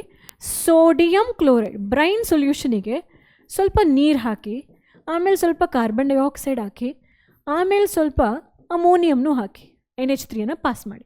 ಸೊ ಅಮೋನಿಯಂ ಕಾರ್ಬನ್ ಡೈಆಕ್ಸೈಡನ್ನು ಮತ್ತು ನೀರನ್ನು ಈ ಸೋಡಿಯಂ ಕ್ಲೋರೈಡಿಗೆ ನೀವು ಪಾಸ್ ಮಾಡ್ತೀರಿ ಅಂತ ಹೇಳಿದ್ರೆ ನಿಮಗೆ 2 ಕಂಪೌಂಡ್ ಸಿಗುತ್ತೆ. ಯಾವುದು ಗೊತ್ತಾ? ಇದರಲ್ಲಿರುವಂಥ ಒಂದು ಹೈಡ್ರೋಜನ್ ನಾನು ಹೊರಗಡೆ ತೆಗಿತೀನಿ, ಆ ಹೈಡ್ರೋಜನ್ ಜಂಪ್ ಮಾಡ್ಕೊಂಡು NH3 ಹತ್ರ ಹೋಗ್ತಾನೆ, ಆಮೇಲೆ Cl ಕೂಡ ಜಂಪ್ ಮಾಡ್ಕೊಂಡು NH3 ಹತ್ರ ಬರ್ತಾರೆ. ಸೊ ಅವ್ರದ್ದು ಸೈಡ್ ಪ್ರಾಡಕ್ಟ್, ಅದು ಮೇನ್ ಪ್ರಾಡಕ್ಟ್ ಅಲ್ಲ, ಸೈಡ್ ಪ್ರಾಡಕ್ಟ್. ಯಾವುದಾದ್ರು side product? Ammonium chloride. Ammonium chloride ಅಂತ ಹೇಳುವ ಸೈಡ್ ಪ್ರಾಡಕ್ಟ್ ಸಿಗುತ್ತೆ. ಓಕೆನಾ? ಇನ್ನೇನು ಉಳ್ಕೊಳ್ತು? ಸೋಡಿಯಂ. ನಾನು ಇಲ್ಲಿ ಬರೀತೀನಿ, ಆ ಸೋಡಿಯಂನ ಇಲ್ಲಿ ಬರೆದೆ. ನಂತರ ಇಲ್ಲಿ Cl ಇಲ್ಲ, ಇಲ್ಲಿ 2 ಹೈಡ್ರೋಜನಲ್ಲಿ 1 ಹೈಡ್ರೋಜನ್ ಇತ್ತು. ಈ CO2 ಮತ್ತು CO3 ಆಯಿತು. ಸೊ NaHCO3 ಆಯಿತು. ಹೀಗೆ ನೀವು ಯಾವಾಗ ವಾಟರ್ ಮತ್ತು ಕಾರ್ಬನ್ ಡೈಆಕ್ಸೈಡ್ ಅಮೋನಿಯಾವನ್ನು ಬ್ರೈನ್ ಸೊಲ್ಯೂಷನಿಗೆ ಪಾಸ್ ಮಾಡ್ತಿರೋ you can prepare baking soda. ಹೀಗೆ ನೀವೇನು ಮಾಡ್ತೀರಿ? ಬೇಕಿಂಗ್ ಸೋಡಾವನ್ನು ಪ್ರಿಪೇರ್ ಮಾಡ್ಕೊಳ್ತೀರಾ. ಸೊ ಯಾವಾಗ when you pass ammonia and carbon dioxide to a brine solution. ಇದನ್ನು ಬ್ರೈನ್ ಸೊಲ್ಯೂಷನ್ ಅಂತ ಹೇಳಿದರೆ ಏನು? ಉಪ್ಪು ನೀರು. ಸೋಡಿಯಂ ಕ್ಲೋರೈಡನ್ನು ಅಕ್ವಿಯಸ್ ಸ್ಟೇಟಲ್ಲಿದ್ದರೆ ಬ್ರೈನ್ ಅಲ್ಲ, brain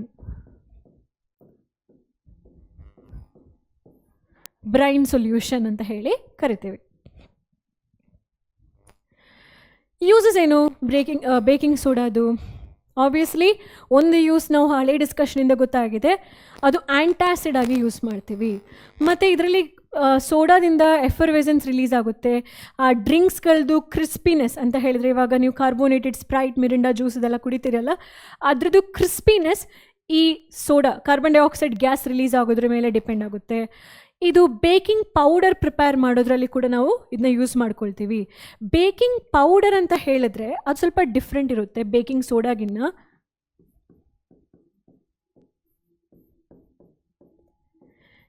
baking powder is a mixture of 2 things. ಯಾವುದದು? Baking soda plus tartaric acid. One question is common here. ಇಲ್ಲೊಂದು ಕ್ವೆಶನ್ ತುಂಬ ಕಾಮನ್. ಯಾತಕ್ಕೆ ಟಾರ್ಟರಿಕ್ ಆ್ಯಸಿಡನ್ನು ಬೇಕಿಂಗ್ ಸೋಡಾಕ್ಕೆ ಹಾಕಬೇಕು? ಬೇಕಿಂಗ್ ಪೌಡರಲ್ಲಿ ಈ ಟಾರ್ಟರಿಕ್ ಆ್ಯಸಿಡ್ ಯಾಕಿದೆ ಅಂತ ಹೇಳಿ.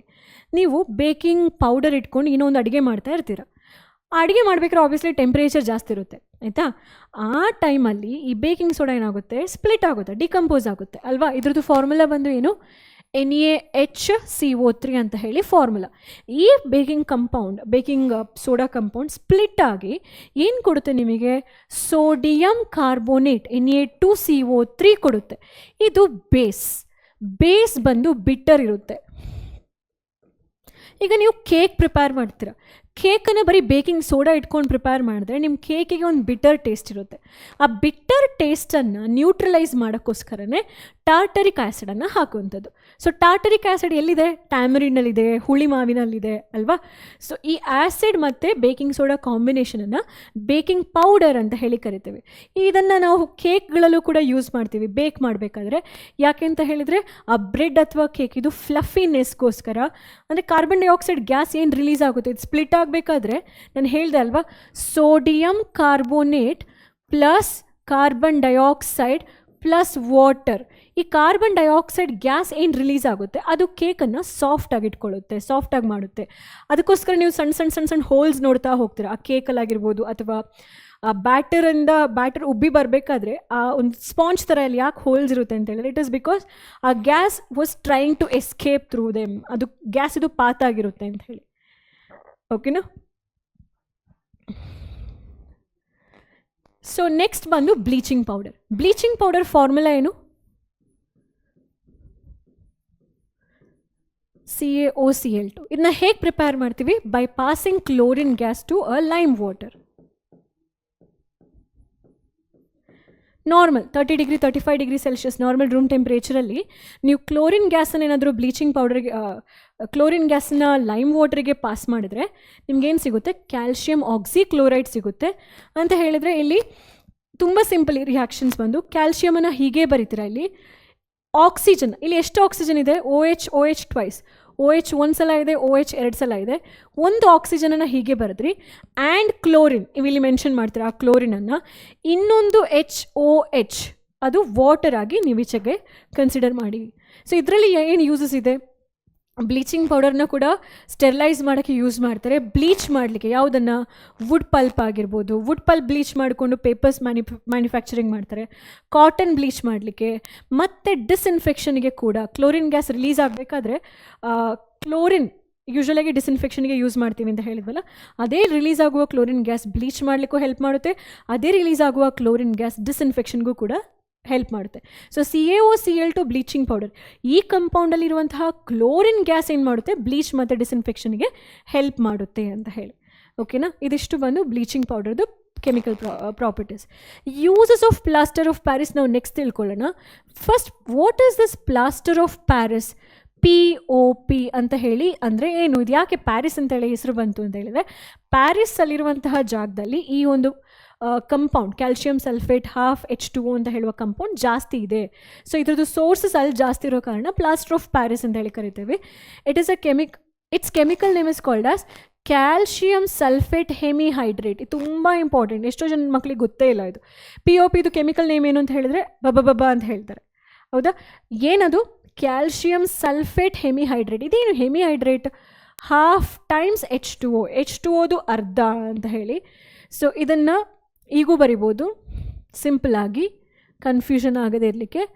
Calcium sulphate ½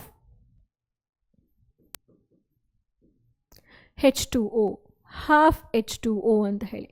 calcium sulphate ½ H2O ಹೇಗೆ ಸಿಕ್ತು? ಇದು ಜಿಪ್ಸಮನ್ನು, ಇದು gypsum, calcium sulphate 2 times water ಇದೆಯಲ್ವಾ, ಇದನ್ನು ಈ ಪರ್ಟಿಕ್ಯುಲರ್ ಟೆಂಪ್ರೇಚರ್ 100 ಡಿಗ್ರಿ ಸೆಲ್ಸಿಯಸ್ಸಿಂದ, ಅಂದರೆ ವಾಟರ್ ಬಾಯ್ಲ್ ಆಗೋ ಟೆಂಪ್ರೇಚರಲ್ಲಿ ನೀವು ಹೀಟ್ ಮಾಡ್ತೀರಾ. ಆಯಿತಾ? ಹಾಗೆ ಹೀಟ್ ಮಾಡಿದಾಗ ನಿಮಗೆ ಕ್ಯಾಲ್ಶಿಯಂ ಸಲ್ಫೇಟಲ್ಲಿ ಅರ್ಧ ವಾಟರ್ ಮಾಲಿಕ್ಯೂಲ್ ಸಿಗುತ್ತೆ. ಮ್ಯಾಮ್ ಇದೇನು ಮ್ಯಾಮ್ ವಾಟರನ್ನು ಅರ್ಧ ಮಾಡಿಬಿಟ್ಟಿದ್ದೀರಾ, ಹೀಗೂ ಸಾಧ್ಯನಾ ಅಂತ ಹೇಳಿ ಕೇಳಬೇಡಿ. ಅದು ಆ್ಯಕ್ಚುಲಿ ಅದರದ್ದು ಕೆಮಿಕಲ್ ಮೀನಿಂಗ್ ಬೇರೆ ಥರ ಇದೆ. ಫಾರ್ಮುಲಾ ಬರಿಬೇಕಾದ್ರೆ ಅಷ್ಟೇ ನಾನು ಈ ಥರ ರೆಪ್ರೆಸೆಂಟ್ ಮಾಡ್ತೀನಿ ½ H2O ಅಂತ ಹೇಳಿ, ಅರ್ಥ ಹೇಳ್ಕೊಡ್ತೀನಿ ಏನು ಅಂತ. ಸೊ ಕ್ಯಾಲ್ಶಿಯಂ ಸಲ್ಫೇಟ್ ½ H2O ಅಂತ ಹೇಳಿ, ಅಂದರೆ ಆ ಕ್ರಿಸ್ಟಲಿಗೆ ಕ್ಯಾಲ್ಶಿಯಂ ಸಲ್ಫೇಟ್ ಇದು ಒಂದು ಅಂದರೆ ½ ಭಾಗ ಬಿಲಾಂಗ್ ಆಗುತ್ತೆ ಅಂತ ಹೇಳಿ ಹಾಗೆ. ಸೊ 3/2 H2O ಹೊರಗಡೆ ಬರುತ್ತೆ. ಸೊ ವಾಟರ್ ಏನಾಗುತ್ತೆ? ಸ್ವಲ್ಪ ಹೊರಗಡೆ ಬರುತ್ತೆ, ಸ್ವಲ್ಪ ಕ್ರಿಸ್ಟಲಲ್ಲೇ ಉಳ್ಕೊಳ್ಳುತ್ತೆ. ಯಾವುದನ್ನು ಹೀಟ್ ಮಾಡಬೇಕಾದ್ರೆ? ಜಿಪ್ಸಮನ್ನು ಹೀಟ್ ಮಾಡಬೇಕಾದ್ರೆ. It is obtained by heating gypsum ಅಂತ ಹೇಳಿ. So plaster of Paris on mixing with an adequate quantity of water. ಅದು ನೀವು ಏನಾದರೂ POPಯನ್ನು ಹಾಗೆ ರೂಮಲ್ಲಿ ಇಟ್ಕೊಂಡ್ರೆ ರೂಮಲ್ಲಿರುವಂತಹ ತೇವಾಂಶದ ಜೊತೆ ಅದು ರಿಯಾಕ್ಟ್ ಆಗಿ ನಿಮಗೆ ಜಿಪ್ಸಮ್ ಬ್ಯಾಕಾಗಿ ಸಿಗುತ್ತೆ. ಹಾಗಾಗಿ ಅದನ್ನು ಏರ್ಟೈಟ್ ಕಂಟೈನರಲ್ಲಿ ಯೂಶ್ವಲಾಗಿ ಸ್ಟೋರ್ ಮಾಡಬೇಕಾಗುತ್ತೆ. ಸೊ ರಿವರ್ಸ್ ರಿಯಾಕ್ಷನ್ ನಿಮ್ಗೆ ಏನು ಕೊಡುತ್ತೆ? ಜಿಪ್ಸಮನ್ನು ಕೊಡುತ್ತೆ. ಸೊ ವಾಟರ್ ಆಫ್ ಕ್ರಿಸ್ಟಲೈಸೇಷನಲ್ಲಿ ನಾನು ನಿಮಗೆ ಯಾಕೆ ½ ವಾಟರ್ ಬರೆದ್ವಿ ಅಂತ ಹೇಳಿ ಹೇಳ್ಕೊಡ್ತೀನಿ. ಸೊ POP ಬಂದಾಗ ಅದನ್ನ ಹೇಗೆ ಪ್ರಿಪೇರ್ ಮಾಡ್ತೀರಿ? ಆ ಟೆಂಪ್ರೇಚರ್ ಯಾವುದು? ಜಿಪ್ಸಮ್ದು ಫಾರ್ಮುಲಾ ಏನು? ಮತ್ತು ಅದನ್ನ ಹೇಗೆ ಸ್ಪ್ಲಿಟ್ ಮಾಡಿ ವಾಟರ್ನ ಬರಿತೀರಿ? ಕೆಮಿಕಲ್ ನೇಮ್ ಯಾವುದು? ಅದನ್ನು ನಾವು ವಾಟರ್ ಅಥವಾ ಮಾಯ್ಶ್ಚರ್ ಅಟ್ಮಾಸ್ಫಿಯರಲ್ಲಿ ಇಟ್ಕೊಂಡಾಗ ಏನಾಗುತ್ತೆ? ಇವಿಷ್ಟು ಕೂಡ ಇಂಪಾರ್ಟೆಂಟ್. ಆಯಿತು. Uses of plaster of Paris. ನಾನು ಪ್ಲಾಸ್ಟರ್ ಆಫ್ ಪ್ಯಾರಿಸ್ ಅದು ಪಿಕ್ಚರ್ಸ್ನ ನಾನು ನಿಮ್ಗೆ ಕೊಟ್ಟಿದ್ದೀನಿ. ನಿಮಗೆ ಫಾಲ್ ಸೀಲಿಂಗ್ ಕೂಡ POPಯಿಂದಲೇ ಮಾಡ್ತಾರೆ ಅವರು. ಸೊ ಬೇರೆ ಬೇರೆ ಯೂಸಸ್ ಇದೆ, ಇಲ್ಲಿ ನೋಡೋಣ. Immobilising the affected fractured part of bone. ನಮ್ಮ ಲೈಫಲ್ಲಿ ಒಂದ್ಸಲ ಆದರೂ ನಿಮಗೆ ಬೋನ್ ಫ್ರ್ಯಾಕ್ಚರಿಂಗ್ ಆಗಿರ್ಬೋದು, ಆಗಿಲ್ದೇನೂ ಇರಬಹುದು, ಬಟ್ ಆಗಲೇಬೇಕು ಅಂತ ಏನು ಕಂಡೀಷನ್ಸ್ ಎಲ್ಲ ಓಕೆನಾ, ದೇವ್ರ ದಯೆಯಿಂದ. ಸೊ ಅಂತಹ ಸಿಚುವೇಷನಲ್ಲಿ ಯಾರಿಗಾದರೂ ಆಗಿದ್ದಿದ್ರೆ ಆ ಮೂಳೆಯನ್ನು ಇಮ್ಮೊಬಿಲೈಸ್ ಮಾಡೋಕ್ಕೆ, ಮೂವ್ ಆಗದೆ ಇರಲಿಕ್ಕೆ ಅವ್ರು ಏನು ಮಾಡ್ತಾರೆ, ಫಸ್ಟ್ ಹುಡಿ ಹಾಕ್ಬಿಟ್ಟು ಆದಮೇಲೆ ನೀರು ತಟ್ಬಿಟ್ಟು ಅದನ್ನ ರ್ಯಾಪ್ ಮಾಡ್ತಾ ಹೋಗ್ತಾರೆ ಅಲ್ವಾ. ಆಮೇಲೆ ಅದು ತೆಗಿಬೇಕಾದ್ರೆ ಇಟ್ಕೊಂಡು ಕುಯ್ತಾ ಇರ್ತಾರೆ, ಯಾಕೆಂದರೆ ಕಟ್ ಮಾಡೋದು ತುಂಬ ಕಷ್ಟ, ಅದು ಗಟ್ಟಿ ಆಗಿಬಿಟ್ರೆ. ಸೊ ಆ ಇಮ್ಮೊಬಿಲೈಸ್ ಮಾಡಲಿಕ್ಕೆ ನಾವು POPನ ಯೂಸ್ ಮಾಡ್ತೇವೆ. ನಂತರ it is also use to make decorative pieces. ಈ ಥರ ಡೆಕೋರೇಟಿವ್ ಆಗಿರುವಂತಹ ಆರ್ಟ್ ಪೀಸಸ್, ವಾಲ್ ಪೀಸಸ್ ಅಥವಾ ಟಾಯ್ಸ್ನ ಮಾಡಲಿಕ್ಕೆ ಯೂಸ್ ಮಾಡ್ತಾರೆ, ಸ್ಟ್ಯಾಚ್ಯೂಸನ್ನು ಮಾಡಲಿಕ್ಕೆ ಕೂಡ ಯೂಸ್ ಮಾಡ್ತಾರೆ. ನಂತರ POPದು ಮೇನ್ ಥಿಂಗ್ ಬಂದುಬಿಟ್ಟು ಅದನ್ನು ಮಾಯಿಶ್ಚರ್ ಪ್ರೂಫ್ ಕಂಟೈನರಲ್ಲಿ ಇಡಬೇಕು. ಇಲ್ಲ ಅಂತ ಹೇಳಿದ್ರೆ ಏನಾಗುತ್ತೆ, POP ಜಿಪ್ಸಮ್ ಆಗಿ ಕನ್ವರ್ಟ್ ಆಗುತ್ತೆ ಅಂತ ಹೇಳಿ. ಆಲ್ ರೈಟ್, ಇದು ಇಂಪಾರ್ಟೆಂಟ್ ಪಾರ್ಟ್ ನನ್ನ ಪ್ರಕಾರ. ಯಾಕೆಂತ ಹೇಳಿದರೆ ಇಲ್ಲಿವರೆಗೆ ನೀವು ಏನು ಆ 2 ಡಾಟ್, ಹಾಫ್ ಡಾಟ್, ವಾಟರ್ ಅಂತೆಲ್ಲ ಹೇಳಿ ಬರೆದಿರ್ತಲ್ಲ, ಅದರ ಮೀನಿಂಗ್ಸನ್ನು ತಿಳ್ಕೊಳ್ಳುವ ಸಮಯ. ಹೈಡ್ರೇಟೆಡ್ ಸಾಲ್ಟ್ ಅಂತ ಹೇಳಿದರೆ ಏನು ಅಂತ ಹೇಳಿ. So water of crystallisation,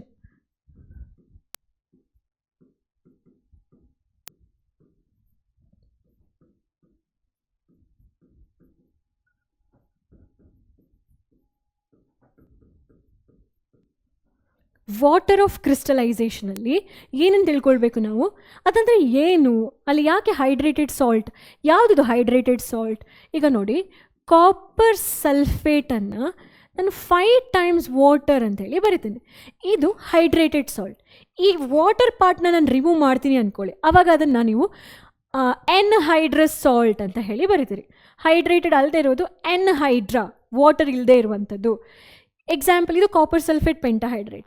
gypsum ಹೇಗೆ ಬರಿತೀರಿ, ಕ್ಯಾಲ್ಶಿಯಂ ಸಲ್ಫೇಟ್ 2 ಟೈಮ್ಸ್ ವಾಟರ್, ಇದು ಹೈಡ್ರೇಟೆಡ್ ಸಾಲ್ಟ್. ಹೌದಾ. ನೀವು POPಯನ್ನು ಹೇಗೆ ಬರಿತೀರಿ, ಕ್ಯಾಲ್ಶಿಯಂ ಸಲ್ಫೇಟ್ ಹೆಮಿಹೈಡ್ರೇಟ್, ಇದು ಕೂಡ ಹೈಡ್ರೇಟೆಡ್ ಸಾಲ್ಟ್.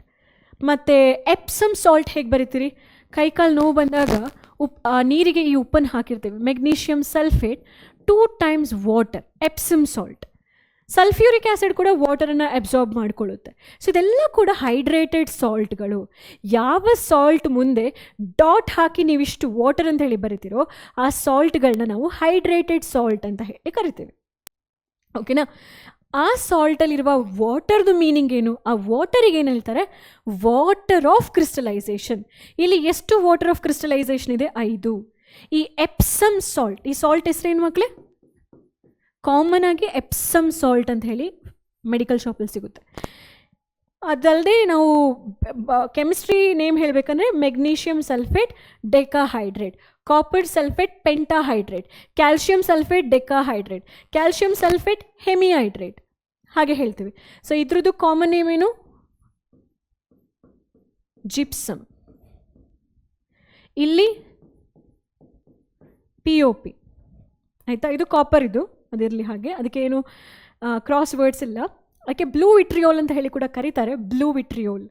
ನಿಮಗೆ ಬೇಕಿದ್ರೆ ನೆನ್ಪಿಟ್ಕೊಳ್ಳಿ, ಯಾಕೆಂದರೆ ಕೆಲವೊಂದು ಸಲ ಬ್ಲೂ ವಿಟ್ರಿಯೋಲ್ ಅಂತ ಹೇಳಿ ಕೂಡ ಅದನ್ನು ರೆಪ್ರೆಸೆಂಟ್ ಮಾಡ್ತಾರೆ. ಬೇಕಿದ್ರೆ ನೀವು ನೆನ್ಪಿಟ್ಕೊಳ್ಬೋದು ಬ್ಲೂ ವಿಟ್ರಿಯೋಲ್ ಅಂತ ಹೇಳುವಂಥ ಒಂದು ಕಾನ್ಸೆಪ್ಟನ್ನು. ಸರಿ, ಈ ವಾಟರ್ ಆಫ್ ಕ್ರಿಸ್ಟಲೈಸೇಷನ್ ಏನು ಅಂತ ಹೇಳೋದ್ರ ಬಗ್ಗೆ ಮಾತಾಡೋಣ. ಕ್ರಿಸ್ಟಲ್ಸ್ ಒಳಗಡೆ, ಆ ಕ್ರಿಸ್ಟಲ್ ಸ್ಟ್ರಕ್ಚರ್ ಒಳಗಡೆ, ಇಲ್ಲಿ ಕಾಣ್ತಾ ಇದೆಯಲ್ಲ ಒಂದು ಕ್ರಿಸ್ಟಲ್ ಸ್ಟ್ರಕ್ಚರ್, ಈ ಕ್ರಿಸ್ಟಲ್ ಸ್ಟ್ರಕ್ಚರ್ ಒಳಗಡೆ ಒಂದಿಷ್ಟು ವಾಟರ್ ಮಾಲಿಕ್ಯೂಲ್ಸ್ಗಳು ಟ್ರ್ಯಾಪ್ ಆಗಿರುತ್ತೆ ಅಥವಾ ಶೇರ್ಡ್ ಆಗಿರುತ್ತೆ.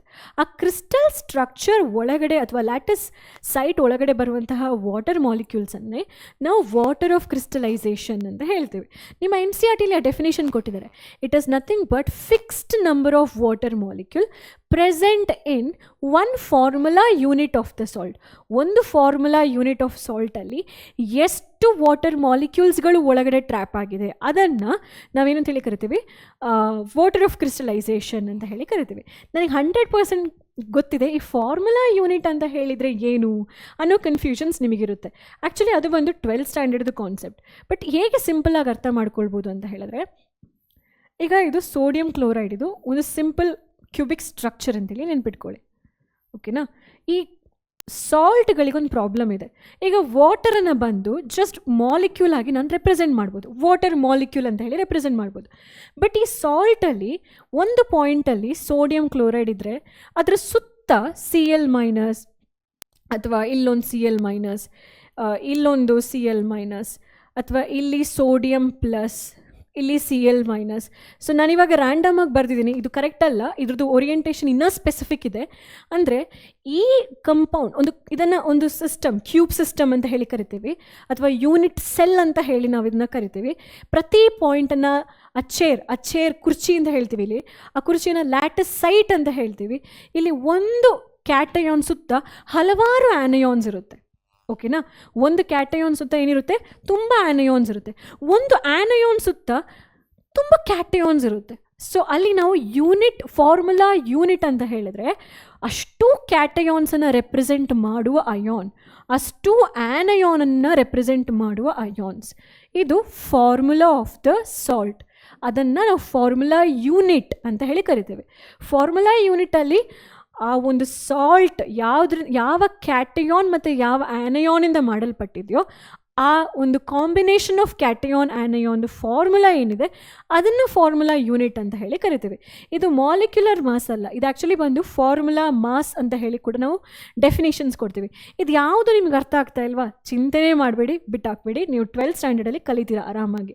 ಸೊ ಇಲ್ಲಿ ನೀವೇನು ಅರ್ಥ ಮಾಡ್ಕೊಳ್ಬೇಕಂತ ಹೇಳಿದ್ರೆ, ಒಂದು ಕ್ರಿಸ್ಟಲ್ದು ಒಳಗಡೆ ಮಾಲಿಕ್ಯೂಲ್ಸ್ಗಳು ಎಷ್ಟು ಶೇರ್ ಆಗಿರುತ್ತೋ ಆ ಫಾರ್ಮುಲಾ ಯೂನಿಟ್ ಒಳಗಡೆ ಬರುವಂತಹ ವಾಟರ್ ಮಾಲಿಕ್ಯೂಲ್ಸನ್ನೇ ವಾಟರ್ ಆಫ್ ಕ್ರಿಸ್ಟಲೈಸೇಷನ್ ಅಂತ ಹೇಳುವಂಥದ್ದು. ಎಕ್ಸಾಂಪಲ್ಸ್ ಕೊಟ್ಟೆ ನಾನು ನಿಮಗೆ. ಓಕೆನಾ, ಈ ಸೋಡಿಯಂ ಕ್ಲೋರೈಡ್ ಸ್ಟ್ರಕ್ಚರ್ ತುಂಬ ಡೀಟೇಲಿಂಗ್, ಅದು ಸ್ಪೆಸಿಫಿಕ್ ಇದೆ, ಕೋಆರ್ಡಿನೇಷನ್ ನಂಬರ್ ಇರುತ್ತೆ, ಎಲ್ಲಿ ಸೋಡಿಯಂ ಬರಬೇಕು ಎಲ್ಲಿ ಕ್ಲೋರೈಡ್ ಬರಬೇಕು ಅಂತ ಹೇಳೋದು ಕೂಡ ತುಂಬ ಸ್ಪೆಸಿಫಿಕ್ ಇದೆ. ನಾನು ರೆಪ್ರೆಸೆಂಟ್ ಮಾಡಿದ್ದು ತುಂಬ ಜನರಲ್ ಆಗಿರೋ ಪಿಕ್ಚರ್, ಅದು ಅಕ್ಯುರೇಟ್ ಅಲ್ಲ, ಯಾಕೆಂದರೆ ಅಕ್ಯುರೇಸಿ ಇಲ್ಲಿ ಬೇಕಾಗಿಲ್ಲ ಅಂತ ಹೇಳಿ ಅಷ್ಟೇ. ಇವಾಗ ಒಂದು ಎಕ್ಸ್ಪೆರಿಮೆಂಟ್ ಮಾಡಿ ನೋಡೋಣ. ಇದು ಬಂದು ಕಾಪರ್ ಸಲ್ಫೇಟ್. ಈ ಬ್ಲೂ ಕಲರ್ ನಿಮ್ಗೆ ಯಾಕೆ ಕಾಣ್ತಾ ಇದೆ, ಯಾಕೆ ಅಂತ ಹೇಳಿದರೆ ಅದರಲ್ಲಿ ವಾಟರ್ ಮಾಲಿಕ್ಯೂಲ್ಸ್ ಇದೆ. ಈ 5 ವಾಟರ್ ಮಾಲಿಕ್ಯೂಲ್ಸ್ ಅಥವಾ 5 ವಾಟರ್ ಆಫ್ ಕ್ರಿಸ್ಟಲೈಸೇಷನ್ ಕಾಪರ್ ಸಲ್ಫೇಟ್ಗೆ ಬ್ಲೂ ಕಲರ್ ಕೊಡುತ್ತೆ. ನೀವೇನಾದರೂ ಹೀಟ್ ಮಾಡೋಕ್ಕೆ ಸ್ಟಾರ್ಟ್ ಮಾಡಿದ್ರೆ ಸ್ಲೋಲಿ ಆ intensity of blue colour check ಮಾಡಿ, ಅಲ್ಲಿ ಜಾಸ್ತಿ ಇತ್ತು ಮತ್ತೆ ಕಡಿಮೆ ಆಗುತ್ತೆ, ಮತ್ತೆ ಇನ್ನೂ ಕಡಿಮೆ ಆಗ್ತಾ ಹೋಗುತ್ತೆ. ಸೊ ಆ ಕ್ರಿಸ್ಟಲೈಸೇಷನ್ ಅಂದರೆ ವಾಟರ್ ಆಫ್ ಕ್ರಿಸ್ಟಲೈಸೇಷನ್ ಇವಾಪರೇಟ್ ಆಗಿ ಹೋಗುತ್ತೆ. ಫೈನಲಿ ನಿಮಗೇನಾಯಿತು, blue colour copper sulphate salt ಬಂದು ವೈಟ್ ಕಲರ್ ಸಾಲ್ಟ್ ಆಗಿ ಸಿಗುತ್ತೆ. ಯಾತಕ್ಕೋಸ್ಕರ ಅಲ್ಲಿ ವಾಟರ್ ಆಫ್ ಕ್ರಿಸ್ಟಲೈಸೇಷನ್ ಏನಾಯಿತು, ಹೊರಟೋಗ್ಬಿಡ್ತು. ಆ ಸಾಲ್ಟ್ ಕ್ರಿಸ್ಟಲಿಂದ ಅದು ಡ್ರೈ ಆಗಿಬಿಡ್ತು. ಆ ನೀರಲ್ಲಿದ್ದರೆ ಸಾಲ್ಟ್ ವೆಟ್ ಆಗಿರುತ್ತಾ? ಇಲ್ಲ. ಇದು ಸ್ಪೆಷಲ್ ವಾಟರ್ ಮಾಲಿಕ್ಯೂಲ್ಸ್ಗಳು, ಇದು ಕ್ರಿಸ್ಟಲ್ ಒಳಗಡೆ ಇರುತ್ತೆ, ಆ ಯೂನಿಟ್ ಸೆಲ್ ಒಳಗಡೆ ಇರುತ್ತೆ. ಹಾಗಾಗಿ ಆ ಸಾಲ್ಟಲ್ಲಿ ವೆಟ್ ಆಗಿರಲ್ಲ ಕಂಪ್ಲೀಟ್ ಆಗಿ ಅಂತ ಹೇಳಿ. ಈ ಆಕ್ಟಿವಿಟಿ ತುಂಬ ಇಂಪಾರ್ಟೆಂಟ್ ನಿಮಗೆ. ಓಕೆನಾ, ಈಗ ನೆಕ್ಸ್ಟ್ ಟಾಪಿಕ್ ಬಂದು ಹೈಗ್ರೋಸ್ಕೋಪಿ. ಇದು ಸಿಲಿಕಾ ಜೆಲ್ ಅಂತ ಬೇಕಾದರೆ ನೀವು ನೆನ್ಪಿಟ್ಕೊಳ್ಳಿ, ಯಾಕೆಂದರೆ ಇಲ್ಲಿ ಸೋಡಿಯಂ ಹೈಡ್ರಾಕ್ಸೈಡ್ ಅಪ್ಲಿಕಬಲ್ ಅಲ್ಲ. ನಾನು ಸಿಲಿಕಾ ಜೆಲ್ನ ಫೋಕಸ್ ಮಾಡಿದ್ದೀನಿ ಅಂತ ಹೇಳಿ ನಂದು ಎಕ್ಸ್ಪ್ಲನೇಷನ್ ಇದರಲ್ಲಿ ಬಂದು. ಹೈಗ್ರೋಸ್ಕೋಪಿ ಅಂತ ಹೇಳಿದ್ರೆ ಏನು, ತುಂಬ ಸಿಂಪಲ್. ಯಾವುದು ಆ ಮಾಯಿಶ್ಚರ್ ತೇವಾಂಶವನ್ನು ಅಬ್ಸಾರ್ಬ್ ಮಾಡ್ಕೊಳ್ಳೋಕೆ ಟ್ರೈ ಮಾಡುತ್ತೋ ಅಂತಹ ಸಬ್ಸ್ಟೆನ್ಸನ್ನು ಹೈಗ್ರೋಸ್ಕೋಪಿ ಅಂತ ಹೇಳಿ ಕರಿತೀವಿ. So it is nothing but substance which absorb moisture from atmosphere at ordinary temperature. ನಮ್ಮ ರೂಮ್ ಟೆಂಪ್ರೇಚರಲ್ಲಿ ಯಾವುದೆಲ್ಲ ಮಾಯಿಶ್ಚರ್ನ ಅಬ್ಸಾರ್ಬ್ ಮಾಡ್ಕೊಳ್ಳೋಕ್ಕೆ ಟ್ರೈ ಮಾಡ್ತಾ ಹೋಗುತ್ತೋ, ಈ ಲೆದರ್ ಐಟಮ್ಸಲ್ಲಿ ಯಾವಾಗಲೂ ಸಿಲಿಕಾ ಜೆಲ್ಲನ್ನು ಹಾಕಿರ್ತಾರೆ. ಈ ರ್ಯಾಪನ್ನು ನೀವು ನೋಡಿರ್ಬೋದು, ಈ ಬ್ಯಾಗ್ಗಳಲ್ಲಿ, ಸ್ಕೂಲ್ ಬ್ಯಾಗ್ಸಲ್ಲಿ, ಸ್ಕೂಲ್ ವಾಟರ್ ಬಾಟಲ್ಸಲ್ಲಿ ತುಂಬ ಕಡೆ ಇದನ್ನು ಹಾಕಿರ್ತಾರೆ. ಯಾಕೆ ಅಂತ ಹೇಳಿದರೆ ಚಾನ್ಸಸ್ ಇರುತ್ತೆ ಅದು ವಾಟರನ್ನು ಅಬ್ಸಾರ್ಬ್ ಮಾಡಿಕೊಂಡು ಒಂಥರ ಚೆನ್ನಾಗಿಲ್ದಿರೋ ಸ್ಮೆಲ್ಸ್ ಕೊಡುವಂಥದ್ದು. ಅದನ್ನು ಅವಾಯ್ಡ್ ಮಾಡಲಿಕ್ಕೋಸ್ಕರ ಸಿಲಿಕಾ ಜೆಲ್ಲನ್ನು ಹಾಕ್ತಾರೆ. ಐ ಆಮ್ ಶ್ಯೂರ್ ದಟ್ ನೀವೆಲ್ಲರೂ ಇದನ್ನ ನೋಡಿರ್ತೀರ ಅಲ್ವಾ. ಸೊ ಎಕ್ಸಾಂಪಲ್ ಬಂದು ಕಾನ್ಸಂಟ್ರೇಟೆಡ್ ಸಲ್ಫ್ಯೂರಿಕ್ ಆ್ಯಸಿಡ್. ನಿಮಗೆ ಬೇರೆ ಎಕ್ಸಾಂಪಲ್ ಕೊಡ್ಬೋದು. ಅಂಥ ಸಬ್ಸ್ಟೆನ್ಸನ್ನು ಹೈಗ್ರೋಸ್ಕೋಪಿಕ್ ಸಬ್ಸ್ಟೆನ್ಸ್ ಅಂತ ಹೇಳಿ ಕರಿತೇವೆ. ಇದೇನಿದು ಡೆಲಿಕ್ವಿಸನ್ಸ್ ಅಂತ ಹೇಳಿದರೆ ಆಲ್ಮೋಸ್ಟ್ ಲೈಕ್ ಹೈಗ್ರೋಸ್ಕೋಪಿ, ಬಟ್ ಒಂದು ಡಿಫ್ರೆನ್ಸ್. ಇಲ್ಲಿ example sodium hydroxide, potassium hydroxide pellets ಕೊಟ್ಟಿದ್ದೀನಿ ಅಂತ ಹೇಳಿದರೆ, ಇವು ಮಾಯಿಶ್ಚರನ್ನು ಅಬ್ಸಾರ್ಬ್ ಮಾಡಿಕೊಂಡು ಆ ಮಾಯಿಶ್ಚರಲ್ಲಿ ತಮ್ಮನ್ನು ತಾವೇ ಸಾಲ್ಯುಬಲೈಸ್ ಮಾಡಿಕೊಳ್ಳುತ್ತೆ. ಯಾವ ಸಬ್ಸ್ಟೆನ್ಸ್ ಆರ್ಡಿನರಿ ಟೆಂಪ್ರೇಚರಲ್ಲಿ ಅಟ್ಮಾಸ್ಫಿಯರಲ್ಲಿರುವಂತಹ ಮಾಯಿಶ್ಚರನ್ನು ತಗೊಂಡು ಅದರೊಳಗಡೆ ಸಾಲ್ಯುಬಲೈಸ್ ಆಗುತ್ತೋ ಅಂತಹ ಸಬ್ಸ್ಟೆನ್ಸನ್ನು ಡೆಲಿಕ್ವಿಸೆಂಟ್ ಅಂತ ಹೇಳಿ ಕರೀತಾರೆ. ಡೆಲಿಕೇಟ್ ಅಲ್ಲ ಇದು, ಓಕೆನಾ, ಇದು ಡೆಲಿಕ್ವಿಸೆನ್ಸ್ ಅಂತ ಹೇಳಿ ಕರೆಯುವಂಥದ್ದು. ಎಕ್ಸಾಂಪಲ್ ಯಾವುದು, ಸೋಡಿಯಂ ಹೈಡ್ರಾಕ್ಸೈಡ್ ಮತ್ತು ಪೊಟ್ಯಾಷಿಯಂ ಹೈಡ್ರಾಕ್ಸೈಡ್. ಸೊ ಡೆಫಿನೇಷನ್ಸ್ ನೋಡ್ಬೋದು. Which absorb moisture from the atmosphere at ordinary temperature and ultimately dissolve in the absorbed water. 2 word ಇದೆ, ಅಬ್ಸಾರ್ಪ್ಷನ್ ಸೊ ನಾನು ಅಬ್ಸಾರ್ಪ್ಷನ್ ಬಗ್ಗೆ ಮಾತಾಡ್ತೇನೆ, ಅಬ್ಸಾರ್ಪ್ಷನ್ ಬಗ್ಗೆ ನಾನು ಮಾತಾಡ್ತಿರೋದು. So I am not focusing on these two word. Absorb ಅಂತ ಹೇಳಿದರೆ ಯಾವುದು ತನ್ನೊಳಗಡೆ ತಾನು ನೀರನ್ನು ಎಳ್ಕೊಳುತ್ತೋ. ಎಡ್ಸಾರ್ಬ್ ಅಂದರೆ ಸರ್ಫೇಸ್ ಮೇಲ್ಗಡೆ ಮಾತ್ರ ನೀರು ಬರುವಂಥದ್ದು. ಓಕೆನಾ, ಅದು ಡೀಟೇಲ್ ಆಗಿ ನೀವು ತಿಳ್ಕೊಳ್ತೀರಿ. ಸೊ ಡೆಲಿಕ್ವಿಸನ್ಸ್ ನಿಮಗೆ ಗೊತ್ತಾಯಿತು. ಎಫ್ಲಾರೆಸೆನ್ಸ್ ಅಂತ ಹೇಳುವಂಥದ್ದು ಹಳೆ ಬಿಲ್ಡಿಂಗಲ್ಲಿ ನೀವು ಕಾಂಕ್ರೀಟ್ ಮೇಲೆ ನೋಡಿದ್ರೆ ಈ ಒಂದು ಪಿಕ್ಚರ್ ತುಂಬ ಸರ್ವೇ ಸಾಮಾನ್ಯವಾಗಿ ಕಾಣುತ್ತೆ. ಏನದು? ಈ ವಾಟರ್ ಆಫ್ ಕ್ರಿಸ್ಟಲೈಸೇಷನ್ ಅಂತ ಹೇಳಿದರೆ, ನಾನಿವಾಗ ಈ ಸೋಡಿಯಂ ಕಾರ್ಬೋನೇಟ್ ಡೆಕಾಹೈಡ್ರೇಟ್, ಓಕೆನಾ, ಇದನ್ನು ನೀವು ರೂಮ್ ಟೆಂಪ್ರೇಚರ್, ಆರ್ಡಿನರಿ ರೂಮ್ ಟೆಂಪ್ರೇಚರಿಗೆ ಹಾಗೆ ಬಿಟ್ಬಿಟ್ರೆ, ಸಪೋಸ್ ಇದೇನಾದರೂ ಸೀಲಿಂಗ್ ಮೇಲ್ಗಡೆ ಇತ್ತು ಅಂತೇಳಿ ಅಂದ್ಕೊಳ್ಳಿ, ಒಂದು ಎಕ್ಸಾಂಪಲ್ಸ್ ಕೊಡೋದಾದರೆ, ಇದರಲ್ಲಿ ಏನು ರಿಲೀಸ್ ಆಗುತ್ತೆ? ವಾಟರ್ ಮಾಲಿಕ್ಯೂಲ್ಸ್ಗಳು ಹೊರಗಡೆ ಇವಾಪ್ರೇಟ್ ಆಗಿಬಿಡುತ್ತೆ. ಕೆಲವೊಂದಷ್ಟೇ ವಾಟರ್ ಮಾಲಿಕ್ಯೂಲ್ಸ್ಗಳು ಅದರೊಳಗಡೆ ಇರುತ್ತೆ, ಕೆಲವೊಂದಿಷ್ಟು ಹೊರಗಡೆ ಬಂದುಬಿಡುತ್ತೆ. ಆ ಯಾವ ಮಾಲಿಕ್ಯೂಲ್ಸ್ಗಳು ಹೊರಗಡೆ ಬರುತ್ತೋ ಆ ಮಾಲಿಕ್ಯೂಲ್ಸನ್ನು ನಾವೇನಂತ ಹೇಳಿ, ಬಂದ ನಂತರ ಇರುವಂತಹ ಮಾಲಿಕ್ಯೂಲ್ಸ್ಗಳೇನಿರುತ್ತೋ ಅದನ್ನು ಎಫ್ಲಾರೆಸೆನ್ಸ್, ಆ ಫಿನಾಮಿನನ್ಗೆ ಎಫ್ಲಾರೆಸೆನ್ಸ್ ಅಂತ ಹೇಳ್ತೀವಿ, ಮಾಲಿಕ್ಯೂಲ್ಸ್ಗಳಿಗಲ್ಲ. ಆ ಮಾಲಿಕ್ಯೂಲ್ಸ್ ಯಾವಾಗ ಹೊರಗಡೆ ಬರುತ್ತೆ, ಆ ಸಾಲ್ಟ್ ಅಲ್ವಾ ಬೇಸಿಕಲಿ, ಈ ಥರದ್ದು ಒಂದು ಅಪಿಯರೆನ್ಸ್ನ ಕೊಟ್ಬಿಡುತ್ತೆ. ಈಗ ವಾಷಿಂಗ್ ಸೋಡಾ ಕಾಂಕ್ರೀಟ್ ಮೇಲಿರುವಂಥ ಅವಶ್ಯಕತೆ ಇಲ್ಲ, ಬಟ್ ಕ್ಯಾಲ್ಶಿಯಂ ಸಲ್ಫೇಟ್ ಜಿಪ್ಸಮಲ್ಲಿ ವಾಟರ್ ಮಾಲಿಕ್ಯೂಲ್ಸ್ ಎರಡಿದೆಯಲ್ವ, ಆ ವಾಟರ್ ಮಾಲಿಕ್ಯೂಲ್ಸ್ ಹೊರಗಡೆ ಬರ್ಬೋದು. ಹಾಗಾಗಿ ಎಫ್ಲಾರೆಸೆನ್ಸ್ ಅಂತ ಹೇಳುವಂಥದ್ದು ಏನಂತ ಹೇಳಿದ್ರೆ, ವಾಟರ್ ಆಫ್ ಕ್ರಿಸ್ಟಲೈಸೇಷನ್ನೇ ಪಾರ್ಷಿಯಲಿ ಅಥವಾ ಕಂಪ್ಲೀಟಾಗಿ ಕಳ್ಕೊಳ್ಳುತ್ತೆ ಆ ಮಾಲಿಕ್ಯೂಲ್ಸ್. ಅಂಥ ಪ್ರಾಸೆಸ್ಸಿಗೆ ಎಫ್ಲಾರೆಸೆನ್ಸ್ ಅಂತ ಹೇಳ್ತೀವಿ. ಓಕೆ, ಎಕ್ಸಾಂಪಲ್ಸ್ ಹೇಳಿದ್ದಾರೆ. ಫಿನಾಮಿನನ್ಗೆ ಎಫ್ಲಾರೆಸೆನ್ಸ್ ಅಂತ ಹೇಳ್ತೀವಿ. ವಾಷಿಂಗ್ ಸೋಡಾ, ಎಪ್ಸಮ್ ಸಾಲ್ಟ್ ಅಂತೇಳಿ ಅವ್ರು ಆಲ್ರೆಡಿ ಕೊಟ್ಟಿದ್ದಾರೆ. ಸೊ ನೀವು ಅದನ್ನು ಕನ್ಸಿಡರ್ ಮಾಡ್ಬೋದು. So the last slide is thank you slide. ನಾನು ಅಂದ್ಕೊಳ್ತೀನಿ ದ ಹೋಲ್ ಚಾಪ್ಟರ್ದು ಕಾನ್ಸೆಪ್ಟ್ ನಿಮಗೆ ಅರ್ಥ ಆಗಿದೆ ಅಂತ ಹೇಳಿ. ಏನೇ ಡೌಟ್ಸ್ ಇದ್ದರೂ ನೀವು ಕಮೆಂಟ್ ಸೆಕ್ಷನಲ್ಲಿ ತಿಳಿಸಿ. ಕೆಲವರು ಹೇಳಿದ್ರಿ ಮ್ಯಾಮ್ ಬೇಸಿಕ್ ವಿಡಿಯೋ ಮಾಡಿ, ಬೇಸಿಕ್ ಕೆಮಿಸ್ಟ್ರಿದು ವಿಡಿಯೋ ಮಾಡಿ ಅಂತ ಹೇಳಿ. ದಯವಿಟ್ಟು ತಿಳಿಸಿ, ಆ ಬೇಸಿಕ್ ಕೆಮಿಸ್ಟ್ರಿ ವಿಡಿಯೋದಲ್ಲಿ ನಿಮಗೆ ಯಾವ ಟಾಪಿಕ್ನೂ ಕವರ್ ಮಾಡಬೇಕು ಅಂತ ಹೇಳಿ ನೀವು ತಿಳಿಸೋದಾದರೆ ಅದಕ್ಕೆ ಅನುಸರಣವಾಗಿ ನಾನು ಒಂದು ವಿಡಿಯೋವನ್ನು ಮಾಡಬಹುದು. ಸೊ ನೆಕ್ಸ್ಟ್ ಕ್ಲಾಸಲ್ಲಿ 3rd ಚಾಪ್ಟ್ರಲ್ಲಿ ನಾವೆಲ್ಲರೂ ಮೀಟ್ ಆಗೋಣ. ಅಲ್ಲಿವರೆಗೂ ಟೇಕ್ ಕೇರ್, ಬಾಯ್.